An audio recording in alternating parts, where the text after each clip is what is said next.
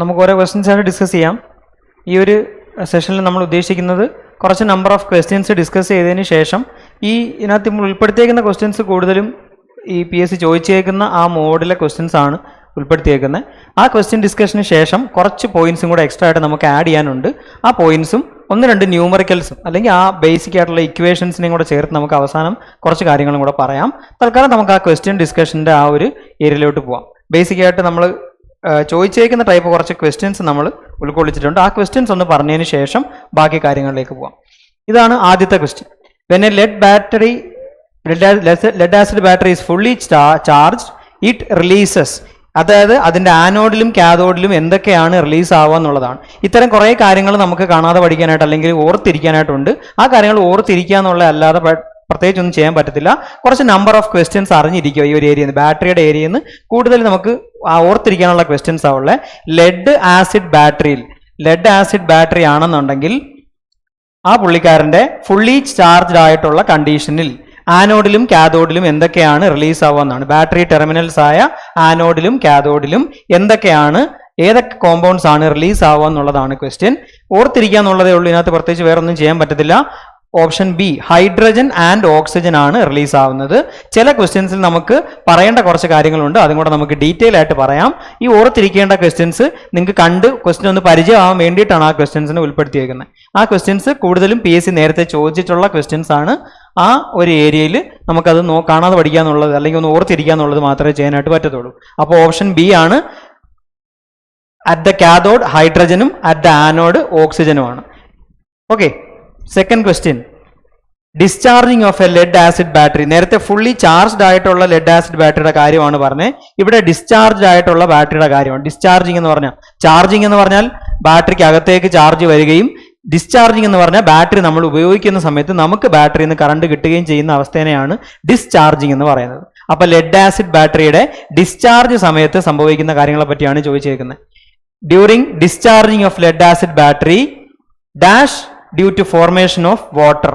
എന്താണ് വാട്ടറിന്റെ ഫോർമേഷന് കാരണക്കാരൻ എന്നാണ് ചോദിച്ചേക്കുന്നത്. അല്ലെങ്കിൽ ബാറ്ററി വാട്ടർ ഫോം ചെയ്യുന്ന സമയത്ത് എന്താണ് പറ്റുക, ലെഡ് ആസിഡ് ബാറ്ററി ഉപയോഗിക്കുന്ന സമയത്ത് വെള്ളം ഉണ്ടാകുന്ന സമയത്ത് എന്താണ് പറ്റുക എന്ന് ചോദിച്ചാൽ അതും നമ്മൾ ഓർത്തിരിക്കേണ്ട കാര്യമാണ്. Specific gravity decreases. സ്പെസിഫിക് ഗ്രാവിറ്റിയും ബാറ്ററിയുടെ സ്പെസിഫിക്കേഷനിൽ വരുന്ന കാര്യങ്ങൾ എന്തൊക്കെയാണെന്ന് നമുക്ക് വരുന്ന ക്വസ്റ്റ്യൻസിൽ നമ്മൾ ഡിസ്കസ് ചെയ്തിട്ടുണ്ട്. ബാറ്ററിയുടെ മെയിൻ കാര്യങ്ങളെല്ലാം നമ്മൾ ഈ ക്വസ്റ്റ്യൻസിനകത്ത് കാണും. അത് കൂടാണ്ട് കുറച്ച് കാര്യങ്ങളും കൂടെ ഉണ്ട് ഓർത്തിരിക്കേണ്ട കാര്യങ്ങൾ. അത് നമ്മുടെ നമ്മുടെ ടെക്സ്റ്റ് ബുക്ക് നോക്കിയിട്ട്, സിലബസിൽ പറഞ്ഞേക്കുന്ന ആ ടെക്സ്റ്റ് ബുക്ക് നോക്കിയിട്ട് കുറച്ച് പോയിന്റ്സ് ആഡ് ചെയ്യാനുണ്ട്. ആ പോയിന്റ്സും കൂടെ പറയാം. ഈ പറയുന്ന എല്ലാ കാര്യങ്ങളും ഓർത്തിരുന്നാൽ നമുക്ക് ക്വസ്റ്റ്യൻസ് കിട്ടാനുള്ള ചാൻസ് കൂടുതലാണ്. ലെഡ് ആസിഡ് ബാറ്ററി ഡിസ്ചാർജ് ചെയ്യുമ്പോൾ വാട്ടർ ഫോം ചെയ്താൽ എന്താണ് പറ്റുമെന്നാണ്. Specific gravity of the battery decreases. വാട്ടറിന്റെ ഫോർമേഷൻ ആണ് ഇതിന്റെ റീസൺ. തിരിച്ചു വേണമെങ്കിലും ചോദിക്കാമേ, സ്പെസിഫിക് ഗ്രാവിറ്റി ഡിക്രീസ് ചെയ്യാനുള്ള റീസൺ എന്താണ്? അപ്പോൾ ഫോർമേഷൻ ഓഫ് വാട്ടർ ആയിരിക്കും ആൻസർ. ആ കാര്യങ്ങളൊന്ന് ശ്രദ്ധിക്കുക. Okay, third question, the ratio of electrical energy supplied by a battery. ഒരു റേഷ്യോ എന്താണ്, അത് ആ റേഷ്യോ എന്താണെന്നുള്ളതാണ് ചോദിച്ചേക്കുന്നത്. Electrical energy supplied by the battery to the amount of electrical energy required to return it to the state before discharge. ഞാൻ നേരത്തെ തന്നെ പറഞ്ഞിട്ടുണ്ടായിരുന്നു, ഡിസ്ചാർജും ചാർജിങ്ങും ഒരു ബാറ്ററിക്ക് അകത്തേക്ക് നമ്മൾ കൊടുക്കുന്ന സപ്ലൈ ഒരു ടെർമിനലിനകത്ത് നിന്ന് പ്ലസ് മൈനസ് അല്ലെന്നുണ്ടെങ്കിൽ ഒരു AC സപ്ലൈ വെച്ചിട്ട് ചാർജ് കൊടുക്കുന്നതിന് നമ്മൾ ചാർജിങ് എന്നും, ബാറ്ററിയിൽ നിന്നും നമ്മൾ ഏതെങ്കിലും ഒരു എക്യുപ്മെന്റ്, ഇപ്പൊ നമ്മൾ ഈ വരയ്ക്കുന്നത് ഒരു ബൾബിന്റെ സിമ്പലാണ്, ഇതിനെയാണ് നമ്മൾ ബാറ്ററി വെച്ച് പ്രവർത്തിപ്പിക്കുന്നതെങ്കിൽ ഈ പ്രോസസ്സിനെ ഡിസ്ചാർജ് എന്നും, ബാറ്ററിക്ക് അകത്തേക്ക് നമ്മൾ ചാർജ് കൊടുക്കുന്നതിനെ ചാർജിങ് എന്നും നമ്മൾ പറയും.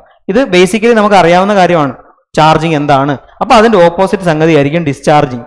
അപ്പോൾ ഇവിടെ പറഞ്ഞേക്കുന്നത് അല്ലെങ്കിൽ ഇവിടെ ചോദിച്ചേക്കുന്ന കാര്യം എന്താന്ന് വെച്ചാൽ ആ റേഷ്യോ എന്താണെന്നാണ്. എന്ത് ratio? The ratio of electrical energy. Electrical energy എന്ന് പറഞ്ഞാൽ പവർ ഇൻറ്റു ടൈം ആണ്. ദാറ്റ് ഈസ് വാട്ട് അവർ എന്ന് വേണമെങ്കിൽ പറയാം യൂണിറ്റിന്. വാട്ട് എന്ന് പറഞ്ഞാൽ പവറിന്റെ യൂണിറ്റ് ആണ്, അവർ എന്ന് പറഞ്ഞാൽ ടൈമിന്റെ യൂണിറ്റ് ആണ്. ഓർ എൽസ് കറക്റ്റ് ആയിട്ട് പറഞ്ഞാൽ കിലോ വാട്ട് അവർ. ഇതാണ് normally unit of electrical energy, house hold അല്ലെ കമേഴ്സ്യൽ യൂണിറ്റ്. ബാറ്ററിയുടെ കേസിൽ നമ്മൾ ഒന്നെങ്കിൽ ഇലക്ട്രിക്കൽ എനർജീനെ കിലോ വാട്ട് അവർ എന്നുള്ള യൂണിറ്റിൽ പറയും, അല്ലെന്നുണ്ടെങ്കിൽ ബാറ്ററിയുടെ ആംപിയർ അവർ റേറ്റിംഗിൽ പറയും. The capacity of a battery is usually specified in ampere അവർ. ഒരു ബാറ്ററിയുടെ കപ്പാസിറ്റി നമ്മൾ ആംപിയർ അവറിലാണ് പറയുക. ആംപിയർ എന്ന് പറഞ്ഞ കറണ്ടിന്റെ യൂണിറ്റ് ആണ്, അവർ എന്ന് പറഞ്ഞാൽ ടൈമിന്റെ യൂണിറ്റ് ആണ്. ഓക്കെ ആണ്. അപ്പോൾ ഈ ഒരു കാര്യം വളരെ ഇമ്പോർട്ടൻ്റ് ആണ്. ആംപിയർ അവർ എന്നുള്ള റേറ്റിംഗ് നമ്മൾ മൊബൈലിന്റെ ഒക്കെ ബാറ്ററി നോർമലി ഉപയോഗിക്കുമ്പോൾ കണ്ടിട്ടുണ്ട്. മില്ലി ആംപിയർ MAH എത്ര നോക്കിയിട്ടാ നമ്മൾ മൊബൈലിന്റെ ബാറ്ററി ഒക്കെ പർച്ചേസ് ചെയ്യുക. അപ്പോൾ ആംപിയർ എന്ന് പറയുന്നതിന്റെ വളരെ ചെറിയ യൂണിറ്റ് ആയതുകൊണ്ടാണ് മൊബൈൽ ബാറ്ററിയിലൊക്കെ മില്ലി ആംപിയർ എന്നുള്ള കാര്യം എഴുതിയേക്കുന്നത്. ഓക്കെ ആണ്. അപ്പോൾ നമുക്ക് നമ്മുടെ കാര്യത്തിലോട്ട് വരാം. ഇവിടെ ചോദിച്ചിരിക്കുന്നത് the ratio of electrical energy supplied by a battery. Battery supply ചെയ്യുന്ന electrical energy to the amount of electrical energy required to return it. Battery തരുന്ന, അതായത് ബാറ്ററി ഡിസ്ചാർജ് ചെയ്യുന്ന electrical energy to the electrical energy required to return it to the previous state. അത് discharge ചെയ്യുന്നതിന് മുന്നേ ഉള്ള സ്റ്റേറ്റിലേക്ക്, അതായത് നേരത്തെ ഫുൾ ചാർജ് ആയിരുന്ന ബാറ്ററി ഡിസ്ചാർജ് ചെയ്യുന്നതിന്, പുറത്തേക്ക് ചാർജ് കൊടുക്കുന്നതിന് മുന്നേ ഉള്ള സ്റ്റേറ്റിലേക്ക് അതിനെ എത്തിക്കാൻ എത്ര ഇലക്ട്രിക്കൽ എനർജിയാണ് വേണ്ടത്, ആ റേഷ്യോനെ എന്താണ് പറയുന്നതാണ്. The ratio of electrical energy supplied to the electrical energy returned is called energy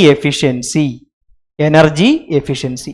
ഈ വാക്ക് ശ്രദ്ധിച്ചാൽ വളരെ പെട്ടെന്ന് നമുക്ക് ഈ ഉത്തരത്തിലേക്ക് എത്താൻ പറ്റും. Energy supplied by the battery എന്ന് പറഞ്ഞാൽ ബാറ്ററിയുടെ ഔട്ട്പുട്ട് ആണ്.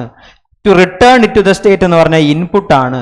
അപ്പോൾ ഇൻപുട്ട് ബൈ ഔട്ട്പുട്ട് എന്ന് പറയുന്നത് എഫിഷ്യൻസി ആണെന്നുള്ള കാര്യം നമ്മുടെ മനസ്സിൽ ഇരുന്ന് കഴിഞ്ഞാൽ വളരെ എളുപ്പത്തിൽ ഇതിനെ എനർജി എഫിഷ്യൻസി എന്നുള്ള കാര്യത്തിലോട്ട് എത്താൻ പറ്റും. കാരണം ഇവിടെ ഇലക്ട്രിക്കൽ എനർജി സപ്ലൈഡ് എന്നാണ് പറഞ്ഞേക്കുന്നത്. അപ്പോൾ energy efficiency, normally efficiency power വെച്ചാൽ കണ്ടുപിടിക്കുക, എനർജി ആണെന്ന് ഇവിടെ ഓൾറെഡി ക്വസ്റ്റ്യനിൽ സ്പെസിഫൈ ചെയ്തിട്ടുണ്ട്. ഒരു കോമൺ സെൻസ് വെച്ച് ക്വസ്റ്റ്യൻ വായിക്കുവാണെന്നുണ്ടെങ്കിൽ ഇതിനകത്തും തന്നെ ഈ കാര്യം അറിയാതെ തന്നെ നമുക്ക് ആൻസറിലേക്ക് എത്താനായിട്ട് പറ്റും. അപ്പോൾ തേർഡ് ക്വസ്റ്റ്യൻ്റെ answer option A, energy efficiency.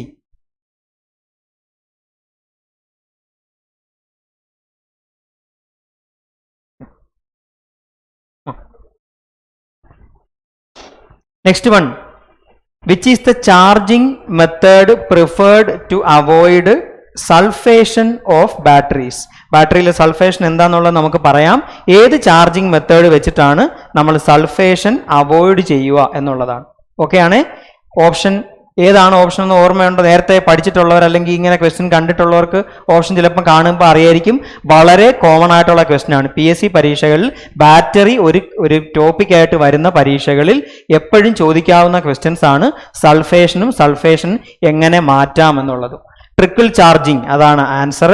Trickle charging എന്നുള്ളതും എന്താണ് ട്രിക്കിൾ ചാർജിങ് എന്നുള്ളതും എന്താണ് ഫാസ്റ്റ് ചാർജിങ് എന്നുള്ളതും എന്താണ് സ്ലോ ചാർജിങ് എന്നുള്ളതും നമുക്ക് ലാസ്റ്റ് ഒന്നും കൂടെ പറയാം. അപ്പോൾ ട്രിക്കിൾ ചാർജിങ് ആണ് സൾഫേഷൻ അവോയ്ഡ് ചെയ്യാനായിട്ട് ഉപയോഗിക്കുക. കുറേ വട്ടം ചോദിച്ചിട്ടുള്ള ക്വസ്റ്റ്യൻ എന്ന് വെച്ച് ഇനി ചോദിച്ചുകൂടാൻ നിർബന്ധമൊന്നുമില്ല. ബാറ്ററിയെ സംബന്ധിച്ച് വളരെ പ്രധാനപ്പെട്ട ഒരു ക്വസ്റ്റ്യൻ ആണ് സൾഫേഷൻ അവോയ്ഡ് ചെയ്യുന്നത് ട്രിക്കിൾ ചാർജിങ് മെത്തേഡ് ഉപയോഗിച്ചിട്ടാണെന്ന്. ഓക്കെ. ഇനി ട്രിക്കിൾ ചാർജിങ് എന്ന് പറയുന്നത് ബാറ്ററിനെ ചാർജ് ചെയ്യാനുള്ള മെത്തേഡുകളിൽ ഒന്നാണ്. ബാറ്ററി ചാർജിങ് മെത്തേഡിൽ മെയിനായിട്ടും പഠിക്കാനുള്ളത് ഫാസ്റ്റ് ചാർജിങ്ങും സ്ലോ ചാർജിങ്ങും ആയിരിക്കും. ഒരു ബാറ്ററിനെ സമയമെടുത്ത് ചാർജ് ചെയ്യുന്നതിനെ സ്ലോ ചാർജിങ് എന്ന് പറയാൻ നമുക്ക് കേട്ടാൽ അറിയാം. പെട്ടെന്ന് ചാർജ് ചെയ്യുന്നതിനെ, അതായത് ഒരു 5 ആംപിയറോ അതിൽ താഴെയോ കറണ്ട് ഉപയോഗിച്ച് ബാറ്ററിനെ ചാർജ് ചെയ്യുന്ന പ്രോസസ്സാണ് സ്ലോ ചാർജിങ്. ഒരുപാട് മണിക്കൂറുകൾ എടുത്തായിരിക്കും നമ്മൾ സ്ലോ ചാർജിങ് ചെയ്യുക. ബാറ്ററിയുടെ ഫുൾ കപ്പാസിറ്റിയിലേക്ക് ബാറ്ററിനെ ഫുള്ളി ചാർജ് ചെയ്യാൻ ഉപയോഗിക്കുന്ന മെത്തേഡുകളിൽ ഒന്ന് സ്ലോ ചാർജിങ് ആണ്. ഫാസ്റ്റ് ചാർജിങ്ങിൽ ബാറ്ററി ഫുള്ളി ചാർജിലേക്ക് എത്തത്തില്ല. ഉപയോഗിക്കാൻ പറ്റുന്ന ഒരു പരുവത്തിലേക്ക് ബാറ്ററിനെ എത്തിക്കുകയോ ചെയ്യത്തുള്ളൂ. ഫുള്ളി ചാർജിലേക്ക് ഫാസ്റ്റ് ചാർജിങ്ങിൽ ബാറ്ററി എത്തത്തില്ല. വളരെ ചെറിയ സമയത്തായിരിക്കും ചാർജ് ചെയ്യുന്നത്. അതുകൊണ്ട് തന്നെ 10 മുതൽ 15 ആംപിയർ വരെ കറണ്ട് ഉപയോഗിച്ചിട്ടായിരിക്കും ഫുൾ ചാർജിങ് ചെയ്യുക. 10 മുതൽ 15 ആംപിയർ വരെ. സ്ലോ ചാർജിങ്ങിൽ 5 ആംപിയറോ അതിന് താഴെയോ. ഫുൾ ചാർജിലേക്ക് എത്തിക്കുന്നത് സ്ലോ ചാർജിങ് ആണ്. ഫാസ്റ്റ് ചാർജിങ്ങിൽ അതൊരിക്കലും ബാറ്ററി ഫുൾ ചാർജിലേക്ക് എത്തത്തില്ല. വീണ്ടും ഉപയോഗിക്കാൻ പറ്റുന്ന ഒരു അവസ്ഥയിലേക്ക്, ആ സിറ്റുവേഷനിലേക്ക് ബാറ്ററിനെ എത്തിക്കത്ത മാത്രമേ ഉള്ളൂ ഫാസ്റ്റ് ചാർജിങ്ങിന്റെ. അപ്പോൾ ഈ എക്സ്ട്രാ വരുന്ന പോയിന്റ്സും കൂടെ നോട്ട് ചെയ്താൽ നല്ലതായിരിക്കും. സ്ലോ ചാർജിങ്ങിന്റെ ഫാസ്റ്റ് ചാർജിങ്ങിന്റെ ഈ പറയുന്ന ഡീറ്റെയിൽസ്, ഇപ്പൊ ഈ എക്സ്ട്രാ പറഞ്ഞ ഡീറ്റെയിൽസ് എല്ലാം നിങ്ങളുടെ പുസ്തകത്തിൽ കറക്റ്റ് അതുപോലെ ഉള്ള ഡീറ്റെയിൽസ് ആണ്. അപ്പോൾ ആ ഒരു കാര്യം ഒന്ന് ശ്രദ്ധിച്ചോണം.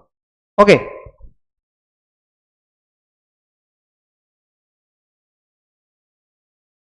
Next one, the amount of electrical energy stored in every kilogram of a battery. ബാറ്ററിയുടെ വെയിറ്റുമായിട്ട് ബന്ധപ്പെട്ട ക്വസ്റ്റ്യൻ ആണ് 5ാമത്തെ question. Amount of electrical energy stored for every kilogram of battery mass.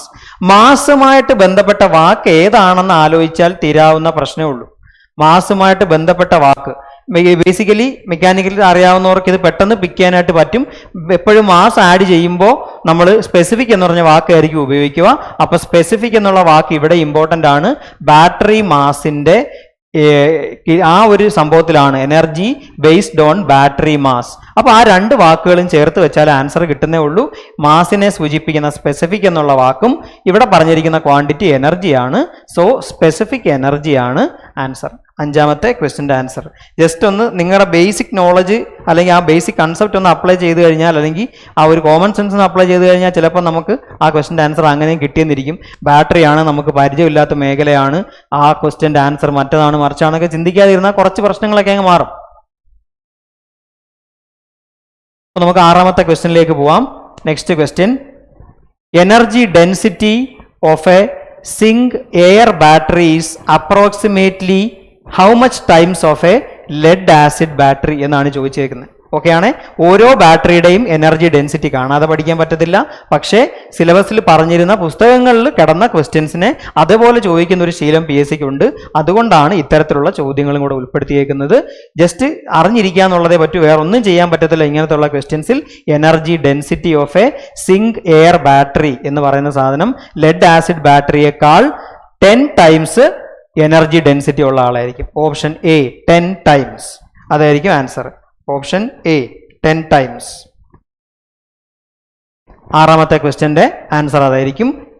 Next question, identify the incorrect battery maintenance requirement. ഇത് വളരെ പ്രധാനപ്പെട്ട ഒരു കാര്യമാണ്.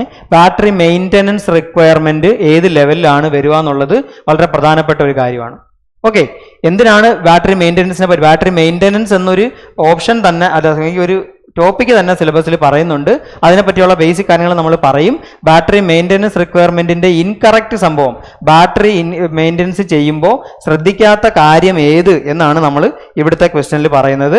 Question number 7. ക്വസ്റ്റ്യൻ നമ്പർ 7ന്റെ ആൻസർ ഡിസ്ചാർജ് ടെസ്റ്റ്. അത് ബാറ്ററിയുമായി ബന്ധപ്പെട്ട കാര്യമാണ്. അത് ബാറ്ററി മെയിൻ്റനൻസിൽ നോക്കേണ്ട കാര്യമാണ്. സെൽ ടെർമിനേഷൻ ക്ലീനിങ്, അതിന്റെ ടെർമിനൽസ് എല്ലാം കൊടുത്തേക്കുന്ന പ്ലസ് മൈനസ് ടെർമിനൽസ് എല്ലാം ക്ലീൻ ചെയ്തിട്ടുണ്ടോ മെയിൻ്റനൻസിൽ നോക്കേണ്ട കാര്യമാണ്. ബാറ്ററി മോണിറ്ററിംഗ് റിലേ ടെസ്റ്റ്, ആ ബാറ്ററിയായിട്ട് ബന്ധപ്പെട്ട പ്രൊട്ടക്ഷന് വേണ്ടി ഉപയോഗിക്കുന്ന റിലേ എക്യുപ്മെന്റ് കറക്റ്റ് ആണോ അല്ലയോ എന്ന് നോക്കേണ്ടതും ബാറ്ററി മെയിൻ്റനൻസിന്റെ ഒരു ഭാഗമാണ്. എന്താണ് അവസാനത്തെ option? Check for the charger input voltage. ബാറ്ററിയിലേക്ക് വരുന്ന ചാർജറിന്റെ ഇൻപുട്ട് വോൾട്ടേജ് ചെക്ക് ചെയ്യുക. ബാറ്ററിയുമായിട്ടുള്ള ബന്ധമുള്ള കാര്യമല്ല, ബാറ്ററി ചാർജർ, ബാറ്ററിയിലേക്ക് വരുന്ന ചാർജർ സർക്യൂട്ടിന്റെ കാര്യമാണ്. അത് ആ സർക്യൂട്ടിന്റെ മെയിൻ്റനൻസ് സമയത്ത് വേണം ചെക്ക് ചെയ്യാൻ. ബാറ്ററിയിലേക്ക് ഇൻപുട്ട് വരുന്നില്ല എന്നുണ്ടെങ്കിൽ ബാറ്ററിക്കകത്തുള്ള ലൈറ്റുകളിൽ നമുക്കത് കാണാൻ പറ്റും. ബാറ്ററി ലൈറ്റിനകത്തുനിന്ന് നമുക്കത് കാണാൻ പറ്റും. ഓക്കെ ആണ്. അപ്പോൾ ഓപ്ഷൻ ഡി ഏതാണ് ഇൻകറക്റ്റ് പ്രാക്ടീസ് എന്നാണ് ചോദിച്ചേക്കുന്നത്. നമുക്ക് ബാറ്ററി മെയിൻ്റനൻസ് റിക്വയർമെന്റിൽ ഇല്ലാത്ത കാര്യം ഏത്? Check for the charger input voltage, ചാർജറിന്റെ ഇൻപുട്ട് വോൾട്ടേജ് ചെക്ക് ചെയ്യുക എന്നുള്ളതാണ്. അത് ബാറ്ററി മെയിൻ്റനൻസിൽ പെടുന്ന കാര്യമല്ല. The output voltage of a cell changes when the current drawn from the cell. Current മാറുമ്പോൾ ഔട്ട്പുട്ട് വോൾട്ടേജ് മാറുന്നതിന്റെ കാരണം എന്ത്? റീസൺ എന്താണെന്നാണ് ചോദിച്ചിരിക്കുന്നത്. നമുക്ക് ബാറ്ററിനെ ഒരു സെല്ലായിട്ട് വരയ്ക്കാം. ചുമ്മാ ബാറ്ററിന്റെ സിമ്പിളായിട്ട് വരയ്ക്കുവാണെങ്കിൽ ഇങ്ങനെയായിരിക്കും ബാറ്ററി വരയ്ക്കുക. ഇത് പോസിറ്റീവ് ടെർമിനലും ഇത് നെഗറ്റീവ് ടെർമിനലും ആയിരിക്കും ബാറ്ററിയുടെ. നമുക്കറിയാം വലിയ വര പോസിറ്റീവും ചെറിയ വര നെഗറ്റീവ് ആണെന്ന്. ബാറ്ററിയുടെ ഒരു സർക്യൂട്ട് വരയ്ക്കുവാണെന്നുണ്ടെങ്കിൽ ഇതായിരിക്കും ബാറ്ററിയുടെ ഒരു സർക്യൂട്ട്. അങ്ങനെ സർക്യൂട്ട് ഒന്ന് വരച്ച് പഠിക്കണമെന്നില്ല. നമ്മൾ ഏത് ലോഡിലേക്കാണ് ബാറ്ററിനെ സപ്ലൈ ചെയ്യുന്നത് ആ പുള്ളിക്കാരനെയാണ് നമ്മൾ ഇവിടെ വരയ്ക്കുക. ബാറ്ററിയിലേക്ക് സപ്ലൈ ചെയ്യുന്ന ലോഡ് ഏതാണോ അതിനെ വരയ്ക്കാനായിട്ട് ഒരു റെക്റ്റാങ്കുലർ ബോക്സ് നമ്മൾ ജസ്റ്റ് ചുമ്മാ വരയ്ക്കുവാണ് ലോഡിനെ കാണിക്കാൻ വേണ്ടി. ഏത് ടൈപ്പ് ലോഡ് വേണമെങ്കിലും ആകാമേ. നമ്മുടെ സിലബസിൽ അനുസരിച്ച് വണ്ടിയുടെ ബാറ്ററി ആകാം, ഓട്ടോമൊബൈലിന്റെ ബാറ്ററി ആകാം. അപ്പോൾ ഇതാണ് സർക്യൂട്ട്. ഇത് നമ്മുടെ ബാറ്ററിയുടെ വോൾട്ടേജ് എത്രയാണോ ആ വോൾട്ടേജ്. ഇത് ബാറ്ററിയുടെ ഇന്റേണൽ റെസിസ്റ്റൻസ്. എത്രയൊക്കെ ഇല്ല എന്ന് പറഞ്ഞാലും ബാറ്ററിയുടെ സർക്യൂട്ടിന്റെ മൊത്തത്തിലുള്ള റെസിസ്റ്റൻസിനെ, അതായത് ആ ബാറ്ററി എന്ന് പറയുന്ന ആ മൊത്തത്തിലുള്ള സെറ്റപ്പിന്റെ റെസിസ്റ്റൻസിനെയാണ് internal resistance of a battery എന്ന് വിളിക്കുന്നത്. ഇപ്പം നമ്മൾ ഇൻഡസ്ട്രിയൽ പർപ്പസിനായാലും ഒരു 15 വോൾട്ടിന്റെ ബാറ്ററി ഉപയോഗിച്ചു എന്ന് വെക്കുക, അല്ലെങ്കിൽ ഒരു 50 വോൾട്ടിന്റെ ബാറ്ററി ഉപയോഗിച്ചു എന്ന് വെക്കുക. ഐഡിയലായിട്ടേ അയാൾ 15 വോൾട്ട് തരത്തുള്ളൂ. ഒരു ബാറ്ററി ഒരിക്കലും 15 വോൾട്ട് നമുക്ക് തരത്തില്ല. 15 വോൾട്ട് റേറ്റിംഗ് ഉള്ള ഒരു ബാറ്ററി അത് നമുക്ക് തരാൻ പോകുന്നത് ഒരു 14.8 അല്ലെങ്കിൽ ഒരു 14.7, കുറച്ചും കൂടെയൊക്കെ പഴകി കഴിഞ്ഞാൽ ഒരു 14.5 വോൾട്ട് വരെയൊക്കെ അയാൾ നമുക്ക് തരത്തുള്ളൂ. ഓക്കെയാണ്. ബാക്കി വോൾട്ടേജ് എവിടെ പോകും? ഈ നഷ്ടം എവിടെയാണ് നഷ്ടപ്പെടുന്നത്? വോൾട്ടേജിന്റെ നഷ്ടത്തിന് നമ്മുടെ കയ്യിൽ 100 വാട്ട് പവർ ഉണ്ട്. നിങ്ങൾക്ക് അറിയാം പവറിന്റെ യൂണിറ്റ് വാട്ടാണെന്ന്. 100 വാട്ട് പവർ നമ്മുടെ കയ്യിലുണ്ട്. നമ്മളൊരു എക്യുപ്മെന്റിന് കൊടുക്കുവാണെങ്കിൽ അത് 95 വാട്ടേ ഉപയോഗിക്കുന്നുള്ളൂ എന്ന് ചുമ്മാ വിചാരിച്ചോ. അങ്ങനെയാണെങ്കിൽ ആ 5 വോൾട്ടിനെ എന്ത് വിളിക്കും? We call it as power loss, അല്ലേ? നഷ്ടപ്പെട്ടു പോകുന്ന പവർ. അതുപോലെ നമുക്ക് 15 വോൾട്ടിന്റെ ബാറ്ററി ഉണ്ടായിരുന്നു. പക്ഷേ 15 വോൾട്ടാ പറഞ്ഞിരുന്നേ, നമുക്ക് 14.5 വോൾട്ടേ കിട്ടിയുള്ളൂ. അപ്പൊ 0.5 വോൾട്ടിന്റെ കുറവുണ്ട്, നഷ്ടമുണ്ട്. വോൾട്ടേജിൽ അതിനെ വോൾട്ടേജ് ലോസ് എന്നല്ല വിളിക്കുക, വോൾട്ടേജ് ഡ്രോപ്പ്. വോൾട്ടേജിന്റെ നഷ്ടത്തിന് വിളിക്കുന്ന പേര് വോൾട്ടേജ് ഡ്രോപ്പ് എന്നാണ്. ആ വോൾട്ടേജ് ഡ്രോപ്പ് സംഭവിക്കാനുള്ള റീസൺ, ഇവിടെ നിന്ന് 15 വോൾട്ട് ഇയാൾക്ക് പ്രൊവൈഡ് ചെയ്യാൻ കഴിവുണ്ടെങ്കിൽ അത് ഈ ലോഡിലേക്ക് എത്തുമ്പോൾ 14.5 വോൾട്ട് ആയിട്ട് മാറും. വഴിക്ക് വെച്ച് 0.5 വോൾട്ട് നഷ്ടപ്പെടും. ആരുടെ പുറത്ത്? വോൾട്ടേജ് ഡ്രോപ്പായി നഷ്ടപ്പെടുന്നത് ഇന്റേണൽ റെസിസ്റ്റൻസ് കാരണമായിരിക്കും. The reason for voltage drop in a battery is the internal resistance of the battery, അല്ലെങ്കിൽ internal resistance of the cell. ബാറ്ററിയുടെയോ സെല്ലിന്റെയോ ഇന്റേണൽ റെസിസ്റ്റൻസ് മൂലമാണ് നമുക്കൊരു വോൾട്ടേജ് ഡ്രോപ്പ് ഉണ്ടാവുക. ഔട്ട്പുട്ട് വോൾട്ടേജ് എങ്ങനെയാണ് മാറുന്നത് എന്നാണ്. Output voltage of a cell changes. ഇനി ബേസിക് ആയിട്ടുള്ള കാര്യം കൂടെ നോക്കാം. ബാറ്ററിയുടെ വോൾട്ടേജ് 15ഉം ബാറ്ററിയുടെ ഇന്റേണൽ റെസിസ്റ്റൻസ് 1 ഓമും ആണെങ്കിൽ, ബാറ്ററിയുടെ വോൾട്ടേജ് 15ഉം ഇന്റേണൽ റെസിസ്റ്റൻസ് 1 ഓമും, ഇയാൾ പ്രൊവൈഡ് ചെയ്യുന്ന കറണ്ട് 1 ആംപിയർ ആണ്. ബാറ്ററി പ്രൊവൈഡ് ചെയ്യുന്ന കറണ്ട് 1 ആംപിയർ ആണെന്ന് ചുമ്മാ വിചാരിച്ചു. അങ്ങനെയാണെങ്കിൽ എന്താണ് സംഭവിക്കുക? ഇന്റേണൽ റെസിസ്റ്റൻസിന്റെ വാല്യൂ 1 ഓം ആണ്, കറണ്ട് 1 ഓം ആണ്. അപ്പൊ ഇവിടുത്തെ വോൾട്ടേജ് ഡ്രോപ്പ് എത്ര? ഓംസിലൂടെ ഇക്വേഷൻ നമുക്കറിയാം, V is equal to I into R. V is equal to I into R. അതായത് കറണ്ട് 1 ആംപിയർ, റെസിസ്റ്റൻസ് 1 ഓം. അങ്ങനെയാണെങ്കിൽ the voltage drop is 1 volt. 15 volt supply ചെയ്യാൻ ശേഷിയുള്ള ഈ ബാറ്ററി ലോഡിലേക്ക് എത്തുമ്പോൾ സപ്ലൈ ചെയ്യുന്നത് 14 വോൾട്ട് ആയിരിക്കും. 1 വോൾട്ട് ഡ്രോപ്പ് ആയി പോയി. 1 volt will get dropped in the internal resistance. അപ്പൊ ആ ഇന്റേണൽ റെസിസ്റ്റൻസിൽ കൂടെയുള്ള കറണ്ട് ഫ്ലോ ആണ് ആ ഡ്രോപ്പിന് കാരണം. പക്ഷേ നഷ്ടപ്പെട്ടു പോകുന്നത് വോൾട്ടേജ് ആണ്. ആരാണ് reason? Internal resistance of the battery, അല്ലെ internal resistance of the cell. അയാളാണ് ഈ നഷ്ടത്തിന് കാരണം. ഓക്കെ ആണ്. അടുത്ത ചോദ്യത്തിലേക്ക് പോവാം. How are cells connected in a battery? ഒരു ബാറ്ററിയിൽ സെൽ എങ്ങനെയാണ് കണക്ട് ചെയ്യുന്നത് എന്നാണ്. One after the other. വളരെ എളുപ്പമുള്ള ഉത്തരവാണ്. ഒരെണ്ണത്തിന്റെ അടുത്തോട്ട് രണ്ടാമത്തത്, അങ്ങനെയാണ് കണക്ട് ചെയ്ത് പോകുന്നത്. ബാറ്ററി സെല്ലുകൾ, ബാറ്ററിയിൽ കുറെ നമ്പർ ഓഫ് സെൽസ് കാണും. നമ്മൾ കുറെ 10 രൂപ നോട്ടുകൾ എണ്ണി 100 രൂപ ആക്കുന്നു എന്ന് പറയുന്നത് പോലെ കുറെ നമ്പർ ഓഫ് സെല്ലുകൾ ചേർന്നിട്ടായിരിക്കും ഒരു ബാറ്ററി ഉണ്ടാവുക. ബാറ്ററിയിൽ കുറെ നമ്പർ ഓഫ് സെൽസ് അടുക്കി വെച്ചിട്ടുണ്ടായിരിക്കും. ഇങ്ങനെ അടുത്തടുത്തായിട്ട് ഒരേപോലെ ഒന്നിന്റെ അറ്റത്ത് മറ്റേതായിട്ട് കണക്ട് ചെയ്ത് വെക്കുവാണെങ്കിൽ the connection is called series connection of cells. ഒരു സെല്ലിനോട് മറ്റേ സെല്ല് കണക്ട് ചെയ്യുന്നത് ഇങ്ങനെയാണ് കണക്ഷൻ ചെയ്യുന്നതെന്നുണ്ടെങ്കിൽ this is called parallel connection. ഒരെണ്ണം സീരീസ് കണക്ഷനും ഒരെണ്ണം പാരലൽ കണക്ഷനും. സീരീസ് കണക്ഷൻ ഉപയോഗിക്കുന്ന അവസ്ഥ അല്ലെങ്കിൽ ഏത് കണ്ടീഷനിലാണ് സീരീസ് കണക്ഷൻ ഉപയോഗിക്കാൻ ചോദിച്ചാൽ, ഇയാളുടെ വോൾട്ടേജ് 2 വോൾട്ട്, ഈ സെല്ലിന്റെ 2, ഇയാളുടേത് 2, ഇയാളുടേത് 2. അങ്ങനെയാണെങ്കിൽ the total voltage of the battery will be 2 + 2 + 2 + 2 8 volt. Voltage കൂടുതൽ വേണ്ടുന്ന കേസുകളിലാണ് ബാറ്ററിയുടെ സീരീസ് കണക്ഷൻ ഉപയോഗിക്കുക. Series connection is used in cases where we require larger current കൂടുതൽ വേണ്ടുന്ന കേസുകളിലാണ് നമ്മൾ സീരീസ് കണക്ഷൻ ഉപയോഗിക്കുക. സീരീസ് കണക്ഷനിലെ കറണ്ട് അല്ല, വോൾട്ടേജ് കൂടുതൽ വേണ്ടുന്ന കേസുകൾ current will remain the same. In series connection current will B same. ഇവിടുന്ന് പോകുന്ന കറണ്ട് 1 ആംപിയർ ആണെങ്കിൽ മൊത്തത്തിലുള്ള കറണ്ടും 1 ആംപിയർ തന്നെയായിരിക്കും, പക്ഷേ വോൾട്ടേജ് കൂടുതലായിട്ട് നമുക്ക് കിട്ടും.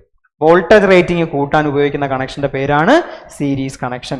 അതേസമയം ഇവിടുന്ന് വരുന്ന കറണ്ട് 1 ആംപിയർ, ഇവിടുന്ന് വരുന്ന കറണ്ട് 1 ആംപിയർ, ഇയാളുടെ കറണ്ട് 1 ആംപിയർ ആണെങ്കിൽ ഔട്ട്പുട്ടിലോട്ട് ലോഡിലോട്ട് പോകുന്ന total current will be the sum of these currents. Current ആണ് കൂട്ടേണ്ടതെങ്കിൽ, കറണ്ട് റേറ്റിംഗ് ആണ് കൂട്ടേണ്ടതെങ്കിൽ we use parallel connection. Voltage rating ആണ് കൂട്ടേണ്ടതെങ്കിൽ we use series connection. Okay ആണ്. ഇതിൻ്റെ ഒരു പ്രോബ്ലം കൂടെ, ജസ്റ്റ് ബേസിക്സ് വരുന്ന ഒരു പ്രോബ്ലം കൂടെ നമുക്ക് ഡിസ്കസ് ചെയ്യാം. അപ്പോൾ ഈ കാര്യം ഓർമ്മ വെച്ചേക്കണം. കണക്ഷൻ സീരീസും പാരലും ആണ്. സീരീസ് ആണെങ്കിലും പാരൽ ആണെങ്കിലും വൺ ആഫ്റ്റർ ദ അതർ ആയിട്ടാണ് നോർമലി ബാറ്ററികൾ കണക്ട് ചെയ്യുക. ഈ വാക്ക് നിങ്ങളുടെ ആ പുസ്തകത്തിൽ ഉപയോഗിച്ചിട്ടുണ്ട്. എങ്ങനെയാണ് ബാറ്ററി കണക്ട് ചെയ്യുന്നത്, വൺ ആഫ്റ്റർ ദ അതർ എന്നുള്ള വാക്ക് ഉപയോഗിച്ചിട്ടുണ്ട് ആ പുസ്തകത്തിൽ. ഓക്കെ, 10ാമത്തെ ചോദ്യം. Can A higher voltage B obtained from A solar cell? Solar cell എന്ന് പറഞ്ഞാൽ നമ്മുടെ ബാറ്ററി ആയിട്ട് തന്നെ കണക്കാക്കിയാൽ മതി. ഹയർ വോൾട്ടേജ് എങ്ങനെയാണ് ഒബ്റ്റെയിൻ ചെയ്യുക? ഇമ്പോർട്ടൻ്റ് ആയിട്ടുള്ള വാക്ക് ഹയർ വോൾട്ടേജ് എന്നുള്ള വാക്കാണ്. വോൾട്ടേജ് കൂടുതൽ വേണമെങ്കിൽ ഏത് ടൈപ്പ് കണക്ഷൻ ചെയ്യണം എന്നാണ്. ഒറ്റ കാര്യമുള്ളൂ, വോൾട്ടേജ് കൂടുതലാവണമെന്നുണ്ടെങ്കിൽ സീരീസ് ആയിട്ട് കണക്ട് ചെയ്യണം, വോൾട്ടേജ് ആഡപ്പ് ചെയ്ത് വരണം. By connecting multiple cells in series. Already നമ്മൾ ഡിസ്കസ് ചെയ്തിട്ടുള്ള കാര്യമാണ്. തിക്നെസ് കൂട്ടിയാലോ തിക്നെസ് കുറച്ചാലോ ഒന്നും സോളാർ സെല്ലിന്റെ തിക്നെസ് ഒന്നും ബാറ്ററി കപ്പാസിറ്റിയിൽ ഒരു വ്യത്യാസം ഉണ്ടാക്കത്തില്ല. വോൾട്ടേജ് കൂട്ടണമെന്നുണ്ടെങ്കിൽ കൂടുതൽ സെല്ലുകൾ സീരീസ് ആയി കണക്ട് ചെയ്യണം. ഓൾറെഡി നമ്മൾ ഡിസ്കസ് ചെയ്ത് കഴിഞ്ഞ കാര്യമാണ്. കഴിഞ്ഞ 9ാമത്തെ ക്വസ്റ്റ്യൻ ഡിസ്കസ് ചെയ്ത് തന്നെയാണ്. അപ്പോൾ ഇവിടുത്തെ ആൻസർ ഓപ്ഷൻ എ ആണ് 10ാമത്തെ question. By connecting multiple cells in series. What is the expression for the capacity of the battery? നമ്മൾ നേരത്തെ പറഞ്ഞു ബാറ്ററി കപ്പാസിറ്റി എന്തിലാണ് പറയുക. മൊബൈലിന്റെ ബാറ്ററികൾ ഉപയോഗിക്കുന്ന കേസും കൂടെ നമ്മൾ പറഞ്ഞായിരുന്നു. മൊബൈൽ ബാറ്ററീസ് ഉപയോഗിക്കുന്ന സമയത്ത് നമുക്കറിയാം mAh ആണ് നമ്മുടെ മൊബൈൽ ബാറ്ററിയൊക്കെ, മില്ലി ആംപിയർ അവർ. നോർമലി ചെറിയ കറണ്ടിന്റെ കേസിലാണ് മില്ലി ആംപിയർ വരുന്നത്. നല്ല കറണ്ട് ഉള്ള കേസിൽ അല്ലെങ്കിൽ ഒരു നോർമൽ ബാറ്ററിയുടെ കേസിൽ it is ampere our rating. അപ്പോൾ ബാറ്ററിയുടെ കപ്പാസിറ്റി സൂചിപ്പിക്കാൻ ഉപയോഗിക്കുന്ന റേറ്റിംഗ് ആംപിയർ അവർ റേറ്റിംഗ് ആണ്. വോൾട്ടേജ് ആണെങ്കിൽ ബാറ്ററിയുടെ വോൾട്ടേജ് എത്രയാണെന്ന് തന്നെ ചോദിക്കേണ്ടി വരും, അല്ലാതെ കപ്പാസിറ്റി വോൾട്ടേജുമായി ബന്ധപ്പെട്ട കാര്യമല്ല. ആംപിയർ അവർ റേറ്റിംഗ് ആണ് കറക്റ്റ് ഓപ്ഷൻ. ഓക്കെ, അപ്പോൾ ഓപ്ഷൻ ബി ആണ് 11th ക്വസ്റ്റ്യൻ. ആൻസേഴ്സ് ലാസ്റ്റ് സ്ലൈഡിൽ നിങ്ങൾക്ക് പ്രൊവൈഡ് ചെയ്തിട്ടുണ്ടായിരിക്കും. ഇനി വീണ്ടും നമുക്ക് ആ ഓർത്ത് വെക്കേണ്ട ക്വസ്റ്റ്യൻസിന്റെ ഏരിയയിലോട്ട് നമ്മൾ വരുവാണ്. നിക്കൽ കാഡ്മിയം ബാറ്ററിയിൽ ഉപയോഗിക്കുന്ന ഇലക്ട്രോലൈറ്റ് ഏത് എന്നുള്ളതാണ് 12th ക്വസ്റ്റ്യൻ. നിക്കൽ കാഡ്മിയം ബാറ്ററിയിൽ ഉപയോഗിക്കുന്ന ഇലക്ട്രോലൈറ്റ് എന്തിന്റെ മിക്സ്ചർ ആണ്? കാണാതെ പഠിക്കാനേ പറ്റൂ, അല്ല അറിഞ്ഞിരിക്കാനേ പറ്റൂ. It is potassium hydroxide and deionized air. Option B potassium hydroxide plus deionized, air അല്ല water, deionized water. Deionized water എന്ന് പറയുമ്പോൾ ചില കേസുകളിൽ ഡി അയോണൈസ്ഡ് വാട്ടർ എന്നുള്ളതിന് പകരം ഡിസ്റ്റിൽഡ് വാട്ടർ എന്നും നമ്മൾ പറയാറുണ്ട്. Distilled water. ഡിസ്റ്റിൽഡ് വാട്ടറിന്റെ പ്രത്യേകത വാട്ടറിൽ നോർമലി ഉള്ള പോസിറ്റീവ് ചാർജസിനെയോ നെഗറ്റീവ് ചാർജസിനെയോ, നോർമലി എക്സിസ്റ്റ് ചെയ്യുന്ന പോസിറ്റീവും നെഗറ്റീവും ചാർജുകളെ റിമൂവ് ചെയ്തതിന് ശേഷം, അങ്ങനെ ഡി അയോണൈസ്ഡ് ആയിട്ടുള്ള അയോൺസ് ഇല്ലാത്ത, അയോൺസ് എന്ന് പറഞ്ഞാൽ പോസിറ്റീവും നെഗറ്റീവും ചാർജസ് ആകാമേ, ആ പോസിറ്റീവും നെഗറ്റീവും ചാർജസ് ഇല്ലാത്ത വെള്ളത്തിനെയാണ് ഡിസ്റ്റിൽഡ് വാട്ടർ എന്ന് വിളിക്കുക. ഇതേ സംഗതിനെ തന്നെ ഡി അയോണൈസ്ഡ് വാട്ടർ എന്നും പറയാറുണ്ട്. അപ്പോൾ potassium hydroxide plus D ionised അല്ലെങ്കിൽ ഡിസ്റ്റിൽഡ് വാട്ടർ ആണ് നിക്കൽ കാഡ്മിയം സെല്ലുകളിലെ ഇലക്ട്രോലൈറ്റ്. നമുക്ക് പഠിക്കാനുള്ള സെല്ലുകളിൽ അല്ലെങ്കിൽ ബാറ്ററിയുടെ ഓരോ ടൈപ്പ് ബാറ്ററിനെ പറ്റി പഠിക്കാനൊന്നും സിലബസിൽ എടുത്ത് പറഞ്ഞിട്ടില്ല. പക്ഷേ നിക്കൽ കാഡ്മിയം സെൽ എന്ന് പറയുന്നത് നമുക്ക് പഠിക്കാനുള്ള അല്ലെങ്കിൽ കുറച്ച് ഇമ്പോർട്ടൻ്റ് ആയിട്ടുള്ള ഒരു സെൽ ആയതുകൊണ്ട് അതിൻ്റെ ഇലക്ട്രോലൈറ്റിനെ പറ്റി പറഞ്ഞത്. ഇനി നമുക്ക് അടുത്ത ക്വസ്റ്റ്യനിലേക്ക് കടക്കാം. അതും ഒരു ഇലക്ട്രോലൈറ്റിന്റെ ക്വസ്റ്റ്യൻ തന്നെയാണ്. The electrolyte used in nickel cadmium rechargeable cell. Recharge ചെയ്യാൻ പറ്റുന്ന, വീണ്ടും ഉപയോഗിക്കാൻ പറ്റുന്ന നിക്കൽ കാഡ്മിയം സെല്ലിൽ ഉപയോഗിക്കുന്ന ഇലക്ട്രോലൈറ്റ് ഏതെന്നാണ് ചോദിച്ചേക്കുന്നത്. മറ്റേ നിക്കൽ കാഡ്മിയം സെല്ലിൽ ഉപയോഗിക്കുന്ന പോലെ തന്നെ പൊട്ടാഷ്യം ഹൈഡ്രോക്സൈഡ് ആണ്, പക്ഷേ ഡിസ്റ്റിൽഡ് വാട്ടർ ആയിരിക്കണമെന്ന് നിർബന്ധമില്ല, അത്രേ ഉള്ളൂ. Aqueous solution of potassium hydroxide. അപ്പോൾ നിക്കൽ കാഡ്മിയം സെല്ല് റീചാർജബിൾ ആണെങ്കിലും റീചാർജബിൾ അല്ലെങ്കിലും പൊട്ടാഷ്യം ഹൈഡ്രോക്സൈഡ് ആണ് ഇലക്ട്രോലൈറ്റ് എന്നുള്ള കാര്യം ഓർക്കണം. ഒന്ന് വിത്ത് ഡിസ്റ്റിൽഡ് വാട്ടർ, ഒന്ന് അക്വസ് സൊല്യൂഷൻ എന്നുള്ള വ്യത്യാസം മാത്രമേ ഉള്ളൂ. എളുപ്പത്തിൽ നമുക്ക് പഠിക്കാം.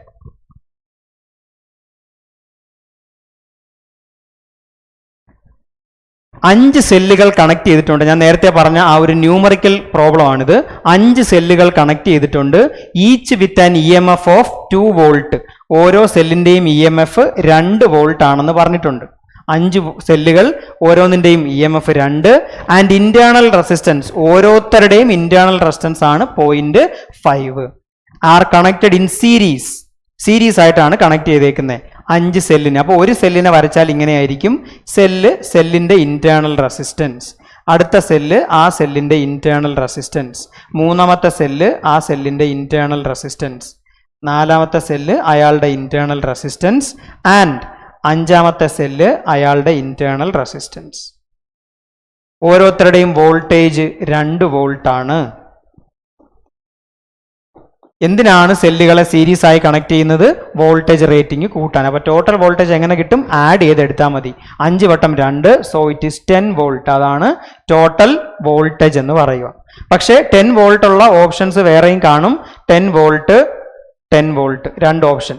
ഈ ഓപ്ഷൻ എനെ നമുക്ക് കളയാം, ഓപ്ഷൻ സിനെ നമുക്ക് കളയാം, കാരണം അത് 2 വോൾട്ട് എന്നാണ് പറഞ്ഞേക്കുന്നത്. അതേസമയം ഈ ക്വസ്റ്റ്യൻ പാരലൽ എന്നായിരുന്നു എങ്കിൽ 2 വോൾട്ട് ആയിരുന്നേനെ ആൻസർ. ഓക്കെ ആണ്. സീരീസ് ഡിസ്കസ് ചെയ്ത് കഴിഞ്ഞതിന് ശേഷം ഇതേ ക്വസ്റ്റിനെ നമുക്ക് പാരലായിട്ടും കൂടെ ഡിസ്കസ് ചെയ്യാം. സീരീസ് അല്ല പാരൽ വന്നാൽ നമ്മൾ എന്ത് ചെയ്യും? അതുകൂടെ ചെയ്യണ്ടേ? അപ്പോൾ നമുക്ക് ഇത് ഡിസ്കസ് ചെയ്തതിന് ശേഷം പാരലിന്റെ കാര്യം കൂടെ നോക്കാം. അപ്പോൾ സീരീസ് ആയിട്ട് കണക്ട് ചെയ്യുമ്പോൾ വോൾട്ടേജ് ആഡ് ചെയ്ത് വരണം. വോൾട്ടേജ് ആഡ് ചെയ്ത് വരുന്നു. The total voltage is 10 volt. റെസിസ്റ്റൻസിന്റെ കേസ്, ഒരാളുടെ റെസിസ്റ്റൻസ് 0.5 ഓം ആണ്. 0.5 ഒരാളുടെ. അങ്ങനെ ഓരോരുത്തരുടെയും 0.5 ചേർന്നാൽ ഇവിടെ എല്ലാവരെയും സീരീസ് ആയിട്ടാണ് കണക്ട് ചെയ്തിരിക്കുന്നത്. സീരീസ് ആയിട്ട് കണക്ട് ചെയ്താൽ R1 R2 2 റെസിസ്റ്റൻസുകൾ സീരീസ് ആയിട്ടാണ് കണക്ട് ചെയ്യുന്നതെങ്കിൽ ദ ടോട്ടൽ റെസിസ്റ്റൻസ് ഈസ്, അല്ലെങ്കിൽ the equivalent resistance is R1 plus R2. Series ആയിട്ടാണ് കണക്ട് ചെയ്യുന്നതെങ്കിൽ റെസിസ്റ്റൻസുകളെ തമ്മിൽ ചുമ്മാ ആഡ് ചെയ്താൽ ഇക്വലന്റ് റെസിസ്റ്റൻസ് നമുക്ക് കിട്ടും. ഓക്കെ ആണ്. അപ്പോൾ ഈ റെസിസ്റ്റൻസുകളെ ചുമ്മാ ആഡ് ചെയ്താൽ മതി. 1 2 3 4 5 5 വട്ടം 0.5, അതായത് this into 5. The answer is 2.5 ഓം. അപ്പോൾ ആ ഓപ്ഷൻ ഏതാ നോക്കണം. EMF of 10 volt and an internal resistance of 2.5. Option B ആയിരിക്കും ആൻസർ. സീരീസ് ആയിട്ട് കണക്ട് ചെയ്ത കാര്യമാണ് നമ്മൾ ഇവിടെ നോക്കിയത്. ഓക്കെ ആണ്. സീരീസ് ആയിട്ട് കണക്ട് ചെയ്ത കേസാണ് നമ്മൾ ഇവിടെ കണ്ടത്. ഇന്റേണൽ റെസിസ്റ്റൻസ്, ടോട്ടൽ സീരീസ് ആണെങ്കിൽ റെസിസ്റ്റൻസുകളെ തമ്മിൽ ആഡ് ചെയ്ത് ടോട്ടൽ റെസിസ്റ്റൻസ് കണ്ടുപിടിക്കുക. വോൾട്ടേജിനെ തമ്മിൽ ആഡ് ചെയ്ത് ടോട്ടൽ വോൾട്ടേജ് കണ്ടുപിടിക്കുക. 5 വട്ടം 2 + 2 + 2 + 2 + 2 10 വോൾട്ട്. ഓക്കെ ആണ്. ഇതേ കേസ് പാരലൽ ആയിരുന്നെങ്കിൽ എന്ത് ചെയ്യാമെന്നും കൂടെ നോക്കാം. If the cells were connected in സീരീസിന് പകരം പാരലൽ എന്നാണ് എഴുതിയിരുന്നതെങ്കിൽ എന്ത് ചെയ്യണം? 5 ഇതേപോലത്തെ ആൾക്കാരുടെ കാര്യമാണ് പറഞ്ഞേ.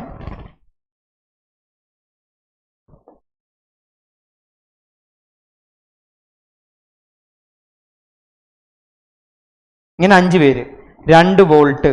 എത്ര വോൾട്ടിനെ എത്ര എണ്ണം പാരലായിട്ട് കണക്ട് ചെയ്താലും in parallel voltage will remain the same. Voltage same ആയിരിക്കും. ഒരാളുടെ EMF എത്രയാണോ, വോൾട്ടേജ് എത്രയാണോ, അത് തന്നെ ആയിരിക്കും ടോട്ടൽ വോൾട്ടേജും. ഒരു സെല്ലിന്റെ വോൾട്ടേജ് 2 ആണെങ്കിൽ total voltage also will be 2. Total വോൾട്ടേജും 2 ആയിരിക്കും. ഓക്കെ ആണ്. പക്ഷേ വോൾട്ടേജിന്റെ കാര്യം മാത്രമേ നമ്മൾ പറഞ്ഞോളൂ. റെസിസ്റ്റൻസിന് എന്ത് പറ്റും പാരലായിട്ട് കണക്ട് ചെയ്താൽ എന്നുള്ള കാര്യം കൂടെ നമുക്ക് നോക്കണം. 2 റെസിസ്റ്റൻസുകൾ 0.5ഉം 0.5ഉം പാരലലായി കണക്ട് ചെയ്താൽ ഇക്വലന്റ് റെസിസ്റ്റൻസ് വിൽ ബി R1ഉം R2ഉം പാരലലായി കണക്ട് ചെയ്താൽ total resistance R total is equal to, equivalent ആയിട്ട് കണക്ട് ചെയ്താൽ എന്താണ് റെസിസ്റ്റൻസ് എന്നാണ് നമ്മൾ നോക്കുന്നത്. Total resistance is R1 into R2 by R1 plus R2. ഒന്നുകൂടെ നമുക്ക് വൃത്തിക്ക് എഴുതാം. അത് ഈ റെസിസ്റ്റൻസുകളെ പാരലായിട്ട് കണക്ട് ചെയ്യുമ്പോൾ 1/R1 1/R2 എന്നൊക്കെ ഒരു ഇക്വേഷൻ പഠിച്ചിട്ടുണ്ടായിരിക്കും. ഒരു നിവർത്തി ഉണ്ടെങ്കിൽ അത് ഒഴിവാക്കാനേ ഞാൻ പറയത്തുള്ളൂ. കാരണം അവസാനം നിങ്ങൾ ഒരു റെസിപ്രോക്കൽ എടുക്കാൻ മറന്നുപോകും. ആ ഓപ്ഷനും ആൻസറിൽ കാണും, തെറ്റിപ്പോവുകയും ചെയ്യും. R1 into R2 by R1 plus R2. Okay, പക്ഷേ നമ്മുടെ കേസിൽ ഈ 5 വട്ടം R1 ഇൻറ്റു R2 ഒന്നും ചെയ്യാൻ നമുക്ക് പറ്റത്തില്ല. അപ്പോൾ രണ്ട് റെസിസ്റ്റൻസുകൾ R എന്ന് പറയുന്ന രണ്ട് റെസിസ്റ്റൻസുകളെ പാരലലായി കണക്ട് ചെയ്താൽ equivalent will be R/2. R എന്ന് പറയുന്ന 3 പേരെ പാരലലായി കണക്ട് ചെയ്താൽ the equivalent will be R/3. 4 വട്ടം R നെ പാരലലായി കണക്ട് ചെയ്താൽ ഇക്വലന്റ് വിൽ ബി R/4. 5 പേരെ ഒരേ റെസിസ്റ്റൻസ് ആയിരിക്കണേ, R ഒരേ റെസിസ്റ്റൻസ് 5 പേരെ പാരലായി കണക്ട് ചെയ്താൽ ഇക്വലന്റ് വിൽ ബി R/5. ഇവിടെ എന്താ പറഞ്ഞേക്കുന്നത്? 0.5 എന്ന് പറയുന്ന റെസിസ്റ്റൻസ്, ഒരേ റെസിസ്റ്റൻസ് 5 വട്ടം പാരലായി, 5 എണ്ണം പാരലായി കണക്ട് ചെയ്തിട്ടുണ്ട്. നമ്പർ 5 ആണ്. 2 പേരാണെങ്കിൽ /2, 3 പേരാണെങ്കിൽ /3, 5 പേരാണെങ്കിൽ 0.5 ആണ് റെസിസ്റ്റൻസ്. 5 പേരാണെങ്കിൽ പാരലായി കണക്ട് ചെയ്യുന്നെങ്കിൽ equivalent is 0.5/5. If n resistors are connected in parallel, same resistors ആയിരിക്കണേ. ഈച്ച് ഓഫ് R ഓമിന്റെ n റെസിസ്റ്റേഴ്സ് പാരലായി കണക്ട് ചെയ്താൽ ഇക്വലന്റ് റെസിസ്റ്റൻസ് എത്രയായിരിക്കും? ഈ നമ്മൾ പറഞ്ഞ അനുസരിച്ച് 2 പേരാണെങ്കിൽ R/2, 3 പേരാണെങ്കിൽ R/3, 5 പേരാണെങ്കിൽ R/5. n resistors ആണെങ്കിലോ എന്തായിരിക്കും?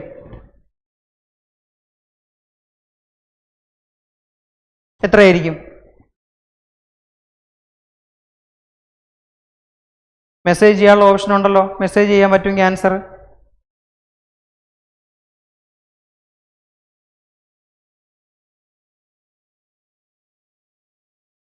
അത്രയും പാടുണ്ടോ?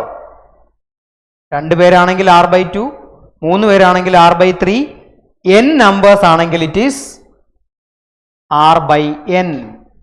അത്രേ ഉള്ളൂ. അപ്പോ 0.5ന്റെ 5 റെസിസ്റ്റേഴ്സ് ആണെങ്കിൽ it is 0.5/5. The answer is 0.1. ഇവിടെ കിടപ്പുണ്ട്. An EMF of 2 volt and an internal resistance of 1 ohm. സീരീസിന് പകരം പാരലൽ എന്നായിരുന്നു ക്വസ്റ്റ്യൻ എങ്കിൽ ഇതായിരുന്നതിന് ആൻസർ. ഓക്കെ ആണ്. അപ്പൊ സെല്ലുകൾ സീരീസ് ആയി കണക്ട് ചെയ്യുമ്പോൾ EMF ആഡ് ചെയ്യണം, സെല്ലുകൾ പാരലലായി കണക്ട് ചെയ്യുമ്പോൾ കറണ്ട് ആഡ് ചെയ്യണം. ഓക്കെ, റെസിസ്റ്റൻസിന്റെ സീരീസും പാരലൽ എങ്ങനെയാണെന്ന് നമ്മൾ ഇതിൻ്റെ അകത്ത് പറഞ്ഞിട്ടുണ്ട്. അപ്പൊ ആ പറഞ്ഞ കാര്യങ്ങൾ നോട്ട് ചെയ്ത് വെക്കുക. 14th question. Next one, if the capacity of a battery is, നമ്മൾ നേരത്തെ പറഞ്ഞു ബാറ്ററിയുടെ കപ്പാസിറ്റി എന്തിലാണ് പറയുക? മില്ലി ആംപിയർ അവർ അല്ലെങ്കിൽ ആംപിയർ അവറിലാണ് പറയുക. 4000 mAh ആണ് ബാറ്ററി കപ്പാസിറ്റി. 4000 മില്ലി ആംപിയർ അവർ, അതാണ് ബാറ്ററി കപ്പാസിറ്റി. 4 ആംപിയർ ആണ് അയാൾ സപ്ലൈ ചെയ്യുന്നത്. The current is 4 ampere. എത്ര സമയത്തേക്ക്? അപ്പോ മില്ലി ആംപിയർ അവർ എന്ന് പറയുന്നത് ആംപിയർ ഇൻറ്റു അവർ ആണ്. ആംപിയർ ഇൻറ്റു അവറിനെയാണ് നമ്മൾ ആംപിയർ അവർ എന്ന് പറയുന്നത്. ഓക്കെ ആണ്. ഇവിടെ മില്ലി ആംപിയർ എന്നാണ് പറഞ്ഞേക്കുന്നത്.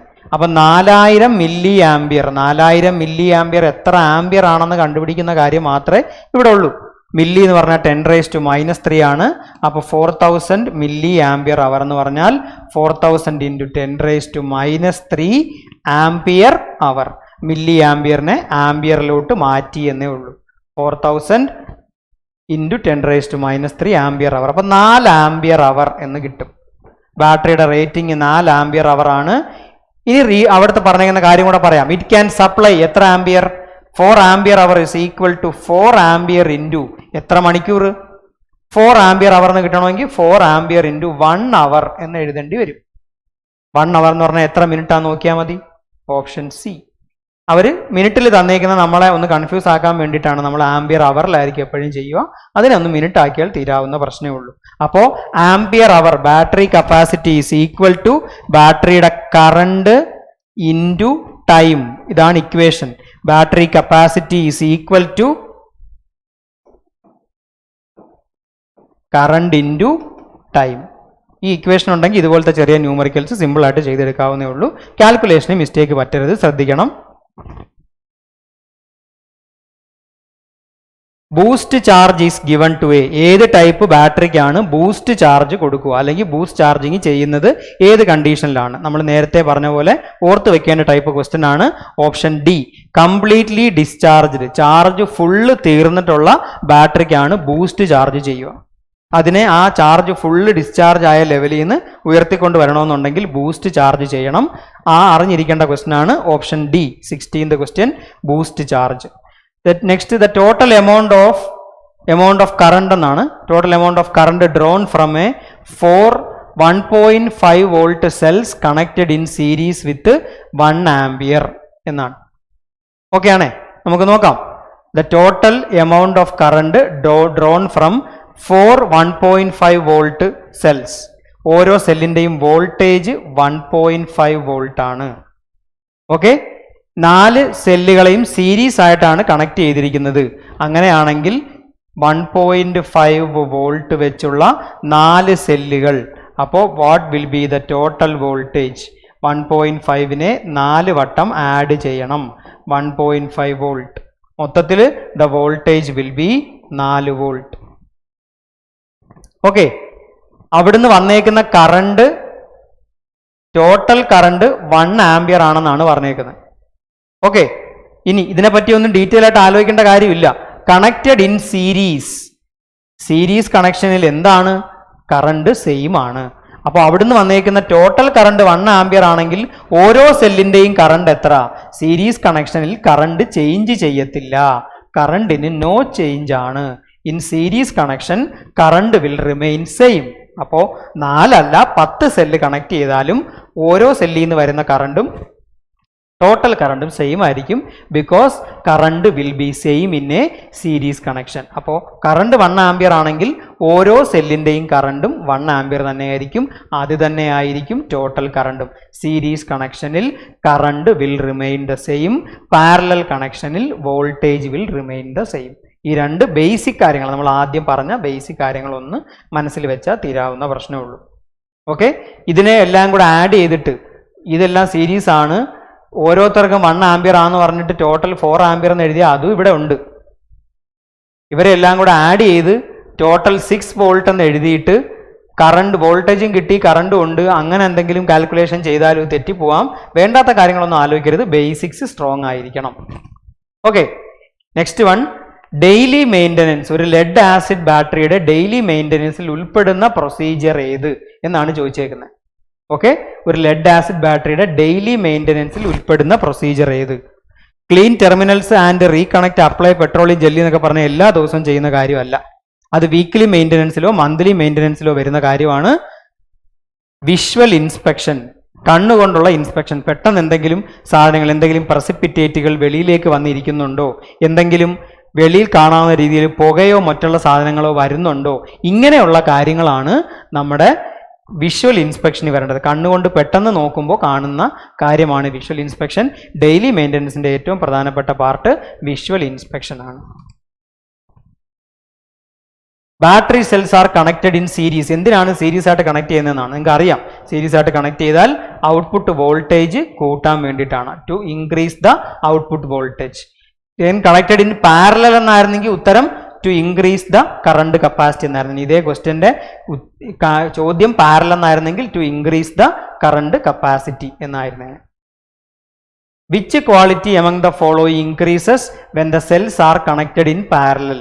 ഇത് നമ്മൾ ഡിസ്കസ് ചെയ്ത് കഴിഞ്ഞ ക്വസ്റ്റ്യൻ ആണ്. നിങ്ങൾക്ക് തന്നെ ആൻസർ പറയാൻ പറ്റും എന്ന് വിചാരിക്കുന്നു. പാരലായിട്ട് കണക്ട് ചെയ്യുമ്പോൾ ഏത് ക്വാണ്ടിറ്റിയാണ് ഇമ്പ്രൂവ് ആവുക? പാരലായിട്ട് കണക്ട് ചെയ്യുമ്പോൾ വോൾട്ടേജ് ആണോ ഇമ്പ്രൂവ് ആവുക? അല്ല, സീരീസ് ആണ് ആ കേസിൽ. ആരാണ് ഇമ്പ്രൂവ് ആവുക? കറണ്ട്. പാരലായിട്ട് കണക്ട് ചെയ്യുമ്പോൾ കറണ്ട് എന്നുള്ള ക്വാണ്ടിറ്റിയാണ് ഇമ്പ്രൂവ് ആവുക. ഓൾറെഡി നമ്മൾ 3-4 വട്ടം ഇതേ ക്വസ്റ്റ്യൻ്റെ ആ ടൈപ്പ് തന്നെ ഡിസ്കസ് ചെയ്ത് കഴിഞ്ഞു. അത് വെച്ച് പെട്ടെന്ന് പറയാൻ പറ്റുന്നതാണ്. ഓട്ടോമൊബൈൽ ബാറ്ററിയിൽ ഉപയോഗിക്കുന്ന ബാറ്ററികളിൽ ഉപയോഗിക്കുന്ന ആസിഡ് ഏത് എന്നാണ് ക്വസ്റ്റ്യൻ. ഓട്ടോമൊബൈൽ ബാറ്ററികളിൽ ഉപയോഗിക്കുന്ന ആസിഡ് ഏത്? PSC നേരത്തെ ചോദിച്ചിട്ടുള്ള ചോദ്യമാണ്. നോർമലി ഒരു വരാവുന്ന ടൈപ്പ് ക്വസ്റ്റ്യൻ ആണ്. സൾഫ്യൂരിക് ആസിഡ് ആണ്. ഓർത്ത് വെച്ചേക്കേണ്ട ക്വസ്റ്റ്യൻ ആണ്. Okay. Negative terminal of A dry cell, എന്ത് വെച്ചിട്ടാണ് ഡ്രൈ സെല്ലിന്റെ നെഗറ്റീവ് ടെർമിനൽ ഉണ്ടാക്കുന്നത് എന്നാണ്. ഇതിനെപ്പറ്റി ബേസിക് ആയിട്ട് കുറച്ച് പോയിന്റ്സ് നമുക്ക് അവസാനം പറയാം. തൽക്കാലം ആ ക്വസ്റ്റ്യന്റെ ഡിസ്കഷൻ എന്നുള്ള രീതിയിൽ മാത്രം ഇപ്പം പറയാം. ക്വസ്റ്റ്യൻ നമ്പർ 22, എന്താണ് negative terminal of A dry cell? Dry സെല്ലിന്റെ നെഗറ്റീവ് ടെർമിനൽ എന്ത് വെച്ചാണ് ഉണ്ടാക്കിയിരിക്കുന്നതെന്നാണ്. സിങ്ക് ആണ്. കാണാതെ പഠിക്കേണ്ട ഉത്തരമാണ് സിങ്ക്. ഈ നമ്മൾ ഇപ്പോൾ ഡിസ്കസ് ചെയ്യുന്ന ആ 35 ക്വസ്റ്റ്യൻസിനകത്ത് നിന്ന് കുറേ ക്വസ്റ്റ്യൻസ് കാണാതെ പഠിക്കാനുണ്ട്. അത് പ്രോപ്പർലി ഇമ്പോർട്ടൻ്റ് ആയ ക്വസ്റ്റ്യൻസ് ആണ്, അത്യാവശ്യം നേരത്തെ ചോദിച്ചിട്ടുള്ള ക്വസ്റ്റ്യൻസുമാണ്. അതുകൊണ്ട് ആ ക്വസ്റ്റ്യനെ പ്രോപ്പറായിട്ട് നോട്ട് ചെയ്ത് വെച്ചേക്കണം. മെയിൻ്റനൻസ് ഫ്രീ ബാറ്ററി, അതിൻ്റെ പ്രധാനപ്പെട്ട പ്രോപ്പർട്ടി എന്താണെന്നാണ്. Maintenance free battery, maintenance free ബാറ്ററിയും ഡ്രൈ സെല്ലും അല്ലെ ഡ്രൈ ബാറ്ററീസും തമ്മിൽ ഒരു കൺഫ്യൂഷൻ വരാനുള്ള ചാൻസ് ഉണ്ട്. അപ്പോൾ maintenance free battery does not contain water എന്നുള്ളത് ഒരു ആൻസർ ആയിട്ട് നമുക്ക് പെട്ടെന്ന് പറയാനായിട്ട് തോന്നും, പക്ഷേ ആൻസർ അതല്ല. അതുകൊണ്ട് ആ ക്വസ്റ്റ്യൻ ഉൾപ്പെടുത്തിയേക്കുന്നത് maintenance free battery has a lead calcium plate grid, option B ആണ്. ഓക്കെ, ഡ്രൈ ടൈപ്പ് ബാറ്ററീസിലാണ് വാട്ടർ ഇല്ലാത്തത്. ഓക്കെ ആണേ. അത്തരം ബാറ്ററികൾ ഉപയോഗിക്കുന്ന ഇലക്ട്രോലൈറ്റ് സൊല്യൂഷൻ പോലെ അല്ല, ഒന്നെങ്കിൽ പേസ്റ്റ് രൂപത്തിലോ ജെല്ല് രൂപത്തിലോ ആണ്. ഡ്രൈ ബാറ്ററീസിൽ ഉപയോഗിക്കുന്ന ഇലക്ട്രോലൈറ്റ് ഒന്നെങ്കിൽ പേസ്റ്റ് രൂപത്തിലോ അതല്ലെങ്കിൽ ജെൽ രൂപത്തിലോ ആയിരിക്കും ഇരിക്കുക. ഈ ബാറ്ററികളെ ഏത് പൊസിഷനിൽ വേണമെങ്കിലും they can be used in any position, ഹൊറിസോണ്ടലായിട്ടോ വെർട്ടിക്കലായിട്ടോ ചരിച്ചോ നൂത്തോ എങ്ങനെ വേണമെങ്കിലും വെക്കാം. അതാണ് ഡ്രൈ ടൈപ്പ് ബാറ്ററീസിന്റെ ഇമ്പോർട്ടൻസ് എന്ന് പറയുന്നത്. രണ്ടും തമ്മിൽ കൺഫ്യൂഷൻ ആവരുത്. മെയിൻ്റനൻസ് ഫ്രീ ബാറ്ററിക്കകത്ത് ലെഡ് കാൽഷ്യം പ്ലേറ്റ് ഗ്രിഡ് ആയിരിക്കും ഉണ്ടാവുക. Wire connected to bypass a protective circuit, ഒരു ഇലക്ട്രിക് സർക്യൂട്ടിലെ പ്രൊട്ടക്ഷന് വേണ്ടി ഉപയോഗിക്കുന്ന ആൾക്കാരെയാണ് നമ്മൾ പ്രൊട്ടക്റ്റീവ് ഡിവൈസസ് എന്ന് പറയുക. നമുക്ക് സിലബസിൽ പറഞ്ഞിട്ടുള്ള protective devices fuse, relay, solenoid coil, ഇവർ രണ്ടുപേരുമാണ്. Fuse, relay, solenoid coil and circuit breaker, ഈ 4 ആൾക്കാർ. ഫ്യൂസ് എന്ന് പറയുന്ന ആള് എന്താണോ പ്രശ്നം ആ പ്രശ്നത്തിനെ സെൻസ് ചെയ്യും, അയാളെ പ്രൊട്ടക്റ്റും ചെയ്യും. സെൻസ് ആൻഡ് പ്രൊട്ടക്ഷൻ, സെൻസിങ്, പ്രശ്നമുണ്ടോ ഇല്ലയോ എന്നുള്ള സെൻസിങ്, ആ പ്രശ്നത്തിനെ പരിഹരിക്കാനുള്ള protection, action. Sensing and action is done by the fuse. കുറച്ചും കൂടെ കറക്റ്റായിട്ട് പറഞ്ഞാൽ fuse is a sacrificial protector. അയാള് കത്തിപ്പോയി കൊണ്ടാണ് അയാൾ പ്രൊട്ടക്ട് ചെയ്യുന്നത്. ഫ്യൂസ് കത്തിപ്പോവും, പക്ഷേ സർക്യൂട്ട് പ്രൊട്ടക്റ്റ് ആവും. Fuse is a sacrificial protection device. Okay ആണ്. അപ്പോൾ സാക്രിഫിഷ്യൽ പ്രൊട്ടക്ഷൻ നടത്തുന്ന ഡിവൈസ് ആണ് ഫ്യൂസ്. സെൻസിങ്ങും പ്രൊട്ടക്ഷനും അയാൾ തന്നെ ചെയ്യും. റിലേ എന്ന് പറഞ്ഞാൽ സെൻസിങ് മാത്രമേ ചെയ്യത്തുള്ളൂ. റിലേ ഡസ് ദ സെൻസിങ്, പ്രശ്നം ഉണ്ടോ ഇല്ലേ എന്നുള്ളത് സെൻസ് ചെയ്യും. ആക്ഷൻ നടത്തുന്ന ആൾ സർക്യൂട്ട് ബ്രേക്കർ ആണ്. Circuit breaker is the action maker, അയാളാണ് ആക്ഷൻ നടത്തുക. ഓക്കെ, സോളിനോയിഡ് കോയിൽ ഒരു സെൻസിങ് എലമെൻ്റായി ഉപയോഗിക്കാവുന്ന കോയിലാണ്. മാഗ്നറ്റിക് പ്രോപ്പർട്ടീനെ ബേസ് ചെയ്ത് വർക്ക് ചെയ്യുന്ന കോയിലായിരിക്കും സോളിനോയിഡ് കോയിൽ. സർക്യൂട്ട് ബ്രേക്കേഴ്സിനെ പറ്റി കുറച്ചും കൂടി ഡീറ്റെയിൽ ആയിട്ട് നമ്മൾ വരുന്ന ക്വസ്റ്റ്യൻസിൽ നമ്മൾ പറയും. അപ്പോൾ ഈ ഒരു വയറിനെ നമ്മുടെ ഒരു സർക്യൂട്ടിലോട്ട് ഇതാണ് നമ്മുടെ എക്യുപ്മെന്റ്. ഈ എക്യുപ്മെന്റിനെ പ്രൊട്ടക്ട് ചെയ്യണം. ആ എക്യുപ്മെന്റിനെ പ്രൊട്ടക്ട് ചെയ്യാൻ വരുന്ന സപ്ലൈയുടെ വഴിയിൽ നമ്മൾ ഒരു പ്രൊട്ടക്റ്റീവ് എക്യുപ്മെന്റിനെ വെച്ചിട്ടുണ്ട്. This is the protection equipment. അത് സർക്യൂട്ട് ബ്രേക്കർ ആവാം, അല്ലെങ്കിൽ ഫ്യൂസ് ആകാം. ഇത് നമ്മുടെ മെയിൻ എക്യുപ്മെന്റ്. ഈ മെയിൻ എക്യുപ്മെന്റിനെ പ്രൊട്ടക്ട് ചെയ്യുന്ന ഈ എക്യുപ്മെന്റിനെ ബൈപ്പാസ് ചെയ്ത് അയാളുടെ പുറത്ത് തൊടാതെ ഇതിനെ ഇപ്പുറത്ത് കൊണ്ടുവരാം. പ്രൊട്ടക്റ്റീവ് ഡിവൈസ് ഉപയോഗിക്കാതെ ഇപ്പുറത്തെ സൈഡിൽ കൊണ്ടുവന്ന് കണക്ട് ചെയ്യാം. അങ്ങനെ ഇതിനെ ഓവർലാപ്പ് ചെയ്യാൻ, ബൈപ്പാസ് ചെയ്യാൻ ഉപയോഗിക്കുന്ന വയറിന്റെ പേര് എന്ത് എന്നാണ് ചോദിച്ചിരിക്കുന്നത്. ആ വയറിന്റെ പേരാണ് jumper circuit. Jumper wires are used to overlap, അല്ലെങ്കിൽ അതിന്റെ മുകളിൽ കൂടെ ബൈപ്പാസ് ചെയ്യാനായിട്ട് ഉപയോഗിക്കുന്ന സംഗതി jumper, option C. L series MCBs, PSCക്ക് കുറച്ചൊക്കെ ഇഷ്ടമുള്ളൊരു ക്വസ്റ്റ്യൻ ആണ് എൽ സീരീസ് MCB എന്ന് പറയുന്ന ക്വസ്റ്റ്യൻ. എൽ സീരീസ് MCB എന്ത് ആവശ്യത്തിനാണ് ഉപയോഗിക്കുന്നതെന്നാണ് ചോദിച്ചേക്കുന്നത്. What is the purpose of L series MCB? L series MCB ഉപയോഗിക്കുന്നത് ഹീറ്റിംഗ് ആൻഡ് ലൈറ്റിംഗ് സർക്യൂട്ട്സ് ആണ്. ലൈറ്റിംഗ് അല്ല, lighting circuits.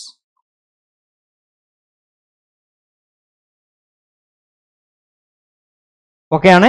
Heating and lighting സർക്യൂട്ട്സിലാണ് ഉപയോഗിക്കുക. ഹീറ്റിംഗ് ആൻഡ് ലൈറ്റിംഗ് സർക്യൂട്ട്സ് എന്ന് പറയുന്നത് ഹീറ്റിങ്ങിനും ലൈറ്റിങ്ങിനും വേണ്ടി ഉപയോഗിക്കുന്ന സർക്യൂട്ടുകളുടെ നേച്ചർ റെസിസ്റ്റീവ് ആയിട്ടാണ് കണക്കാക്കപ്പെടുക. They are resistive circuits. അപ്പോൾ L series M C B എന്ന് പറഞ്ഞാൽ മിനിയേച്ചർ സർക്യൂട്ട് ബ്രേക്കർ, ചെറിയ type circuit breaker, miniature circuit breaker. നമ്മുടെ വീട്ടിനകത്ത് ഇരിക്കുന്ന ആ പ്രൊട്ടക്ഷൻ ബോർഡിനകത്ത് ELCB MCB ആ വീട്ടിനകത്ത് കുറേ കുഞ്ഞി കട്ടകൾ ഇങ്ങനെ അടുക്കി വെച്ചിട്ടുണ്ട് ഒരു പാനൽ ബോർഡിനകത്ത്. അതിനകത്തുള്ള ആ കുഞ്ഞി കട്ടേൻ്റെ പേരാണ് MCB, miniature circuit breaker. Circuit breaker വലിയ പവർ സിസ്റ്റങ്ങളിൽ ഉപയോഗിക്കുന്ന സർക്യൂട്ട് ബ്രേക്കറിൻ്റെ നമ്മുടെ വീട്ടിൽ ഉപയോഗിക്കുന്ന ഒരു ചെറിയ വെർഷനാണ് MCB. അതിലെ L സീരീസ് ടൈപ്പ് MCBകൾ ഉപയോഗിക്കുന്നത് റെസിസ്റ്റീവ് സർക്യൂട്ട്സിനെ പ്രൊട്ടക്ട് ചെയ്യാനാണ്.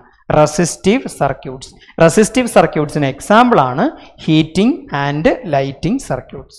അപ്പോൾ അതിനകത്ത് ഒരു ക്വസ്റ്റൻ ഒളിച്ച് കിടപ്പുണ്ട്. റെസിസ്റ്റീവ് സർക്യൂട്ട്സ് എന്നും ചോദിക്കാം, അല്ലെങ്കിൽ ഹീറ്റിംഗ് ആൻഡ് ലൈറ്റിംഗ് സർക്യൂട്ട്സ് എന്നുള്ളതും കൂടെ നമുക്ക് ചോദിക്കാനായിട്ട് പറ്റിയൊരു ക്വസ്റ്റൻ ആണ്. ഓക്കെ ആണ്. അപ്പോൾ ഇത് നമ്മൾ L സീരീസ് MCBയെ പറ്റി പറഞ്ഞേ. MCBസിൻ്റെ ഡിഫറൻറ്റ് ടൈപ്സിനെ പറ്റി പഠിക്കാനൊന്നും സിലബസിൽ പറയുന്നില്ല. ഡിഫറെൻറ്റ് ടൈപ്സ് ഓഫ് MCBs ഒന്നും പഠിക്കണമെന്ന് പറയുന്നില്ല. പക്ഷേ ബേസിക്കലി നമ്മളിപ്പോൾ L സീരീസ് MCB പലപ്പോഴായിട്ട് ചോദിച്ചിട്ടുള്ള ഒരു ക്വസ്റ്റ്യൻ ആയതുകൊണ്ട് മാത്രം നമുക്ക് ബാക്കിയുള്ളവരെ പറ്റിയും കൂടെ ജനറലായി ഒന്ന് പെട്ടെന്ന് ഓടിച്ച് പറയാം. L സീരീസ് MCBs അല്ലാത്ത ആൾക്കാർ G സീരീസ്, L സീരീസ് കഴിഞ്ഞാൽ പിന്നുള്ളത് G സീരീസ് ആണ്. L സീരീസ് ആണ് ഇതുവരെ നമ്മുടെ പരീക്ഷയ്ക്ക് ചോദിച്ചിട്ടുള്ളത്. അപ്പോൾ G സീരീസ് MCB എന്ന് പറയുന്ന ആൾക്കാരെ ഇൻഡക്റ്റീവ് ലോഡ്സ്, ഇൻഡക്റ്റീവ് സർക്യൂട്ട് ആണെങ്കിൽ G സീരീസ്, ഇൻഡക്റ്റീവ് സർക്യൂട്ട് ആണെങ്കിൽ G സീരീസ് MCBs. ഓക്കെ ആണ്. ഡീസൽ ജനറേറ്റർ, ലോക്കോമോട്ടീവ്സ്, നമ്മുടെ കേസിൽ വരുന്ന ഡീസൽ ജനറേറ്റേഴ്സ് ആൻഡ് ലോക്കോമോട്ടീവ് സർക്യൂട്ട്സിൽ ഉപയോഗിക്കുന്നത് DC series MCB, locomotives plus diesel ജനറേറ്റേഴ്സിൽ ഉപയോഗിക്കുന്ന ടൈപ്പ് MCB എന്ന് പറഞ്ഞാൽ DC സീരീസ് MCB ആണ്. അപ്പോൾ ഓട്ടോമോട്ടീവ് സർക്യൂട്ട്സിൽ ഉപയോഗിക്കുന്ന MCBയുടെ ടൈപ്പ് ഏതാണെന്ന് ചോദിച്ചാൽ നമ്മൾ DC സീരീസ് MCB എന്ന് പറയണം. അപ്പോൾ ആ മൂന്ന് കാര്യങ്ങൾ ഓർത്ത് വെച്ചേക്കണം. G സീരീസ് ഏത് സർക്യൂട്ടിന് വേണ്ടി? റെസിസ്റ്റീവ് സർക്യൂട്ട്സിന് L സീരീസ്, DC സീരീസ് എന്ന് പറയുന്നത് ലോക്കോമോട്ടീവ്സിന് വേണ്ടി ഉപയോഗിക്കുന്ന ടൈപ്പാണ്. ട്രിക്കിൾ ചാർജിങ് എന്തിനെ ഹെൽപ്പ് ചെയ്യും എന്നാണ്. പ്രിവെന്റ് സൾഫേഷൻ എന്നുള്ളത് നമുക്കറിയാം. Trickle charging is used to prevent sulphation. നേരത്തെ ചോദിച്ചിരുന്ന ക്വസ്റ്റ്യൻ ഇതാണ്, ഏത് ടൈപ്പ് ചാർജിങ് ആണ് സൾഫേഷൻ പ്രിവെന്റ് ചെയ്യാൻ വേണ്ടി ഉപയോഗിക്കുകയെന്ന്. പക്ഷേ PSC തന്നെ മറ്റൊരു ക്വസ്റ്റിനകത്ത് ചോദിച്ചിരുന്നത് ട്രിക്കിൾ ചാർജിങ് ഉപയോഗിക്കുന്നതുകൊണ്ടുള്ള ഉപയോഗം എന്തെന്നാണ്. പക്ഷേ PSC കൊടുത്തിരുന്ന ഉത്തരം keep it fresh and fully charged. ഈ ആൻസർ കണ്ടില്ലെങ്കിൽ മാത്രമേ സൾഫേഷന് പോകാവൂ. ഓപ്ഷൻ ബി നമ്മുടെ ഓപ്ഷൻസിൽ ഇല്ല എന്നുണ്ടെങ്കിൽ മാത്രമേ പ്രിവെന്റ് സൾഫേഷൻ എന്നുള്ള ആൻസറിൽ പോകാവൂ. ഇമ്പോർട്ടൻ്റ് ആയിട്ട് നോട്ട് ചെയ്തേക്കേണ്ട കാര്യമാണ്. Okay. An electrical control panel, in an electrical control panel, switching logic is obtained by. ആരാണ് switching logic electrical control panel? Electrical പവറിനെ കൺട്രോൾ ചെയ്യാനും ഓൺ ഓഫ് ചെയ്യാനുമുള്ള പാനലിനെയാണ് ഇലക്ട്രിക്കൽ കൺട്രോൾ പാനൽ എന്ന് വിളിക്കുക. ആ കൺട്രോൾ പാനലിലെ സ്വിച്ചിങ് ഓപ്പറേഷൻ്റെ ലോജിക്ക് ഏതൊക്കെ switch ചെയ്യണം switch ചെയ്യേണ്ടതെന്ന് തീരുമാനിക്കുന്നത് ആര്? കോണ്ടാക്റ്റേഴ്സ് ആണ്. ആ സ്വിച്ചിങ്ങിലുള്ള കോണ്ടാക്റ്റേഴ്സ്. ഏത് കോണ്ടാക്റ്റ് ആണ്? ഏതൊക്കെ കോണ്ടാക്റ്റേഴ്സ് ഓൺ പൊസിഷനിൽ വെക്കണം, ഏതൊക്കെ കോണ്ടാക്റ്റേഴ്സ് ഓഫ് പൊസിഷനിൽ വെക്കണം, അയാളാണ് തീരുമാനിക്കുക അതിലെ സ്വിച്ചിങ് ലോജിക്ക്. സ്വിച്ചിങ് ലോജിക്ക് എന്ന് പറഞ്ഞാൽ ഏതൊക്കെ അപ്ലയൻസുകൾ ഓൺ ആവണം, ഏതൊക്കെ അപ്ലയൻസുകൾ ഓഫ് ആവണം, ഏതൊക്കെ ജനറേറ്റേഴ്സ് ഓൺ ആവണം, ഏതൊക്കെ ട്രാൻസ്ഫോമേഴ്സ് ഓൺ ആവണം, അങ്ങനെയൊക്കെ തീരുമാനിക്കുന്ന ലോജിക്കിനെയാണ് സ്വിച്ചിങ് ലോജിക്ക് എന്ന് പറയുക. കൺട്രോൾ പാനലിലെ സ്വിച്ചിങ് ലോജിക്ക് തീരുമാനിക്കുന്നത് കോണ്ടാക്റ്റേഴ്സ് ആണ്. ഏതൊക്കെ കോണ്ടാക്റ്റേഴ്സ് ആണ് ഉപയോഗിക്കുന്നത് ആ കോണ്ടാക്റ്റേഴ്സ് ആണ് തീരുമാനിക്കുക. Okay. Which is the most serious problem in vacuum circuit breaker? കാണാതെ പഠിക്കേണ്ട ക്വസ്റ്റൻ ആണ്. ടൈപ്സ് ഓഫ് സർക്യൂട്ട് ബ്രേക്കറിൽ ഇമ്പോർട്ടൻ്റ് ആയിട്ടുള്ള സർക്യൂട്ട് ബ്രേക്കർ ആണ് vacuum circuit breaker. Current chopping വളരെ തിയറട്ടിക്കലായി പഠിക്കേണ്ട ഒരു ഏരിയ, പക്ഷെ നമുക്കതൊന്നും പഠിക്കാനില്ല. നമുക്ക് ആ കാര്യം മാത്രം ജസ്റ്റ് ഒന്ന് ഓർത്ത് വെച്ചേക്കണം. കറണ്ട് ചോപ്പിംഗ് ആണ് ആൻസർ. ഓക്കെ.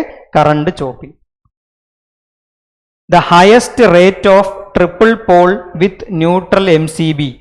MCBയുടെ റിലേറ്റഡ് ആയ ടൈപ്പ് ഓഫ് സ്വിച്ചസിനെ പറ്റിയും ക്വസ്റ്റ്യൻ ചോദിച്ചിട്ടുണ്ട്. PSC നേരത്തെ ചോദിച്ചിട്ടുള്ള ക്വസ്റ്റ്യൻ ആയതുകൊണ്ട് മാത്രം ഉൾപ്പെടുത്തിയേ കാണാതെ പഠിക്കാനേ പറ്റൂ. ഇതിന് നേരത്തെയോ ശേഷമോ PSC ടൈപ്പ് ക്വസ്റ്റ്യൻ ചോദിച്ചിട്ടില്ല. ആ അവൈലബിൾ ഇൻ ലോക്കൽ മാർക്കറ്റ് എന്നാൽ കാണുക. PSC എവിടെ നിന്നാണോ ആ ക്വസ്റ്റ്യൻ കോപ്പി അടിച്ചത് അതേപോലെ തന്നെയാണ് ആ ക്വസ്റ്റ്യൻ ചോദിച്ചേക്കുന്നത്. 63 ആംപിയർ ആണ് മെയിൻ സ്വിച്ചസിൽ ഉപയോഗിക്കുന്ന MCB മെയിൻ സ്വിച്ചസിൽ ഉപയോഗിക്കുന്ന ട്രിപ്പിൾ പോൾ സ്വിച്ചിന്റെ റേറ്റിംഗ് എത്ര? Option D 63 ampere. ഇതൊക്കെ ഒരു എന്താണ് ജസ്റ്റ് ഇങ്ങനെ ചോദിച്ചാൽ എഴുതാം എന്ന് മാത്രമേ ഉള്ളൂ. അല്ലാതെ ഈ ഇത്തരത്തിലുള്ള ക്വസ്റ്റ്യൻ കൊണ്ട് കൺസെപ്റ്റിൽ വലിയ പ്രയോജനമൊന്നുമില്ല. Last one, the voltage that appears across the breaker contact after the circuit breaker is opened. Circuit breaker open ആയി കഴിഞ്ഞുള്ള, അപ്പൊ സർക്യൂട്ട് ബ്രേക്കറിനെ പറ്റി ബേസിക് ആയിട്ട് പറയാം. സർക്യൂട്ട് ബ്രേക്കറിന്റെ സ്വഭാവം എന്താണ്? CB എന്ന് വിളിക്കപ്പെടുന്ന ഈ പുള്ളിക്കാരൻ നോർമലി ക്ലോസ്ഡ് ആയിട്ടായിരിക്കും ഇരിക്കുന്നത്. ഒരു സർക്യൂട്ടിലെ മാക്സിമം സേഫ് ആയിട്ട് കടന്നു പോകാവുന്ന കറണ്ട് 5 ആംപിയർ ആണെന്ന് വെറുതെ വിചാരിച്ചാൽ ആ 5 ആംപിയർ കടന്നു പോകുമ്പോൾ സർക്യൂട്ട് ബ്രേക്കറിന്റെ ഫിക്സഡ് കോണ്ടാക്ട് അവിടെ തന്നെ ഇരിക്കും. സർക്യൂട്ട് ബ്രേക്കറിന് ഒരു മൂവ് ചെയ്യുന്ന കോണ്ടാക്ട് ഉണ്ട്, അയാളും അവിടെ തന്നെ ഇരിക്കും. നോർമൽ കറണ്ടാണ് കടന്നു പോകുന്ന, ഒരു പ്രശ്നവും ഇല്ല. പക്ഷെ കറണ്ട് എപ്പോഴെങ്കിലും ആ നോർമൽ വാല്യൂവിനേക്കാൾ കൂടുവാണെങ്കിൽ 5 എന്നുള്ളത് 5.1 ആയി എന്ത് പറ്റും എന്ന് ചോദിച്ചാൽ എന്ത് പറ്റുമെന്ന് ചോദിച്ചാൽ ഈ ഫിക്സഡ് കോണ്ടാക്റ്റും മൂവിങ് കോണ്ടാക്റ്റും തമ്മിൽ കോണ്ടാക്ട് ചെയ്ത് വെച്ചിരിക്കുന്ന ഈ കോണ്ടാക്ട് ഓപ്പൺ ആവും. This will get opened. Fixed കോണ്ടാക്റ്റിനൊന്നും പറ്റത്തില്ല, മൂവിങ് കോണ്ടാക്ട് ഓപ്പൺ ആവും. Moving contact will get open. അങ്ങനെ ചുമ്മാ അങ്ങ് ഓപ്പൺ ആയി പോവല്ല. ഓപ്പൺ ആയി പോകുമ്പോഴോ ഇതിന്റെ ഇപ്പുറത്ത് ആരാണോ ഇരിക്കുന്നത്, ഇവിടെ ആയിരിക്കും നമ്മുടെ കോസ്റ്റ്ലി എക്യുപ്മെന്റ് ഇരിക്കുന്നത്, അയാളുടെ പുറത്തോട്ട് ഈ ഡേഞ്ചറസ് കറണ്ട് കയറത്തില്ല. 5 ആംപിയർ വരേണ്ട സ്ഥലത്ത് ഡേഞ്ചറസ് ആയിട്ടുള്ള 5.1 അല്ലെങ്കിൽ 10 ആംപിയർ എന്നൊക്കെ പറഞ്ഞ വന്ന കറണ്ട് വന്നാൽ ഇതങ്ങ് ഓപ്പൺ ആയി കൊടുക്കും. സർക്യൂട്ട് ബ്രേക്ക് ആവും. അപ്പുറത്തുള്ള എക്യുപ്മെന്റ് ആരാണോ അയാൾ പ്രൊട്ടക്റ്റ് ആവും. പക്ഷെ അങ്ങനെ പ്രൊട്ടക്റ്റ് ആവുമ്പോൾ ഇവർ തമ്മിൽ സെപ്പറേറ്റ് ആവുന്ന സമയത്ത് ഫിക്സഡ് കോണ്ടാക്ട് അവിടെ തന്നെ ഇരിപ്പുണ്ട്, മൂവിങ് കോണ്ടാക്ട് ഇതിൽ നിന്ന് സെപ്പറേറ്റ് ആവുന്ന സമയത്ത് there is a separation. Open ആയത് കാണുന്നുണ്ടല്ലോ. അങ്ങനെ ഓപ്പൺ ആവുമ്പോൾ ഈ പോയിന്റുകൾക്കിടയ്ക്ക് there will be a spark. ഏറെ കൂടെ കറണ്ട് ഫ്ലോ ചെയ്യുന്നതാ. ആ സ്പാർക്കിനെ നമ്മൾ ആർക്ക് എന്നാണ് വിളിക്കുക. അതെന്തായാലും അവിടെ ഒരു സ്പാർക്ക് ഉണ്ടാവും. ആ സ്പാർക്ക് ഉണ്ടാവുന്ന സമയത്ത് അത് ഇച്ചിരി ഡേഞ്ചറസ്. ആ സ്പാർക്ക് എത്രയും പെട്ടെന്ന് അണച്ചാലേ നമുക്ക് പ്രോപ്പറായിട്ട് സർക്യൂട്ട് ഓപ്പറേഷൻ നടത്താൻ പറ്റൂ. ആ സമയത്തുള്ള വോൾട്ടേജിനെ വിളിക്കുന്ന പേരാണ് റീസ്ട്രൈക്കിംഗ് വോൾട്ടേജ്. ഇതെല്ലാം സംഭവിച്ചു കഴിഞ്ഞതിന് ശേഷം, ഈ ആർക്കെല്ലാം അണഞ്ഞു കഴിഞ്ഞതിന് ശേഷം ഉണ്ടാകുന്ന വോൾട്ടേജിന്റെ പേരാണ് റിക്കവറി. സ്പാർക്ക് എന്ന് പറഞ്ഞാൽ മതി. സ്പാർക്ക് ഉള്ള സമയത്തെ വോൾട്ടേജ് റീസ്ട്രൈക്കിംഗ്, അത് കഴിഞ്ഞിട്ടുള്ള വോൾട്ടേജ് റിക്കവറി. അവർ ചോദിച്ചു കേൾക്കുന്നത് after the circuit breaker is opened എന്ന് പറഞ്ഞാൽ ആ പ്രോസസ് എല്ലാം കഴിഞ്ഞതിന് ശേഷമുള്ള വോൾട്ടേജിനെ എന്ത് വിളിക്കും? Recovery voltage.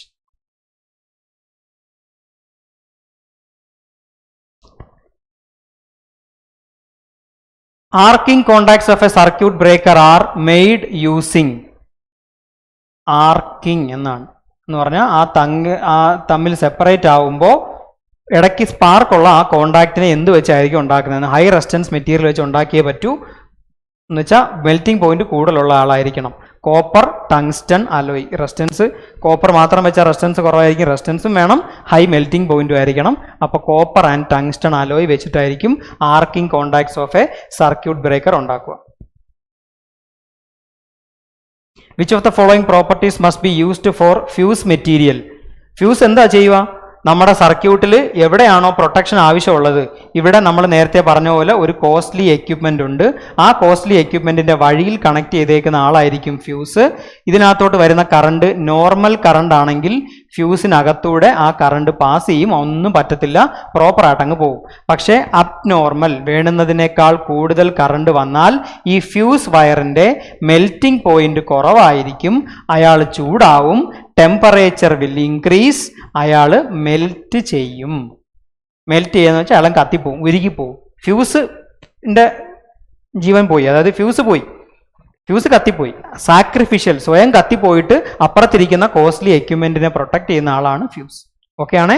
ആ ഫ്യൂസ് ഉണ്ടാക്കുന്ന വയറിന്റെ പ്രോപ്പർട്ടി ലോ മെൽറ്റിംഗ് പോയിന്റ് ആയിരിക്കണം, കണ്ടക്ടിവിറ്റി കൂടുതലായിരിക്കണം, ലോ മെൽറ്റിംഗ് പോയിന്റ് ആയിരിക്കണം. ബാക്കിയെല്ലാം വിരുദ്ധമായിട്ടുള്ള കോൺട്രാസ്റ്റിംഗ് പ്രോപ്പർട്ടീസാണ്. കണ്ടക്ടിവിറ്റി കുറഞ്ഞാൽ ഇതിനകത്തൂടെ കറണ്ട് പോകത്തില്ല, അപ്പോൾ കണ്ടക്ടിവിറ്റി കുറയുന്നതല്ല. ഹൈ മെൽറ്റിംഗ് പോയിന്റ്, അപ്പോൾ എത്ര കറണ്ട് പോയാലും അത് മെൽറ്റ് ചെയ്യത്തില്ല. എക്യുപ്മെന്റ് കത്തിപ്പോയാലും ഫ്യൂസ് അവിടെ കല്ല് പോലെ നിന്നിട്ട് കാര്യമുണ്ടോ? അതും ഇല്ല. അപ്പോൾ അതല്ല. ഹൈ റെസിസ്റ്റിവിറ്റി, റെസിസ്റ്റിവിറ്റി കൂടുതലെന്ന് പറഞ്ഞാൽ ലോ കണ്ടക്ടിവിറ്റി, രണ്ടും ഒരേ സാധനമാണ്. ഓക്കെ, അപ്പോൾ മെൽറ്റിംഗ് പോയിന്റ് കുറവായിരിക്കണം അത്തരം വയേഴ്സിന്. Insulation resistance of a high voltage circuit breakers, വലിയ വോൾട്ടേജിൽ ഉപയോഗിക്കുന്ന സർക്യൂട്ട് ബ്രേക്കേഴ്സിൽ, ഹൈ വോൾട്ടേജ് സർക്യൂട്ട് ബ്രേക്കേഴ്സിന്റെ insulation resistance should be of the order of 100 mega ohm. Mega ohm എന്ന് പറഞ്ഞാൽ 10⁻6 ഓം എന്നാണ് അർത്ഥം. മെഗാ എന്ന് പറഞ്ഞാൽ 10⁻6. അത്രയും വലിയ റെസിസ്റ്റൻസ് ആയിരിക്കണം insulation resistance of high voltage circuit breakers. The ratio of making capacity to breaking capacity of an extra high voltage circuit breaker.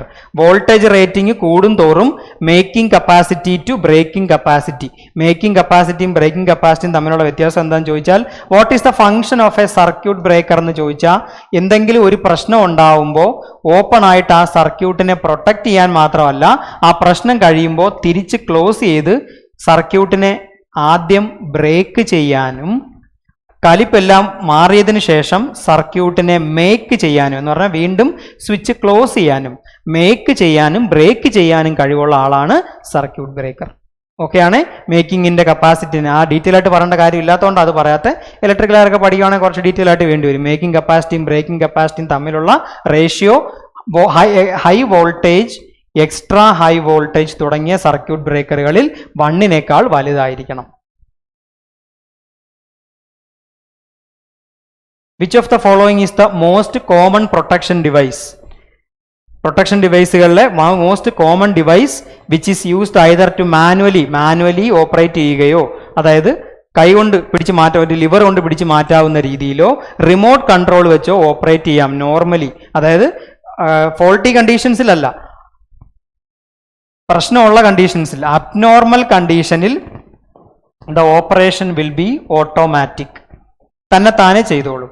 Normal കണ്ടീഷൻസിൽ കൈകൊണ്ട് ഒരു ലിവർ വെച്ച് പിടിച്ച് ഓപ്പറേറ്റ് ചെയ്യുകയോ അല്ലെങ്കിൽ റിമോട്ട് കൺട്രോൾ വെച്ച് ഓപ്പറേറ്റ് ചെയ്യുകയോ ചെയ്യാൻ പറ്റിയ പ്രൊട്ടക്ഷൻ ഡിവൈസ് ഏത് എന്നാണ്. ഫ്യൂസിനെ അങ്ങനെ വലിച്ചിളക്കാനൊന്നും പറ്റത്തില്ല, സർക്യൂട്ട് ബ്രേക്കറാണ്.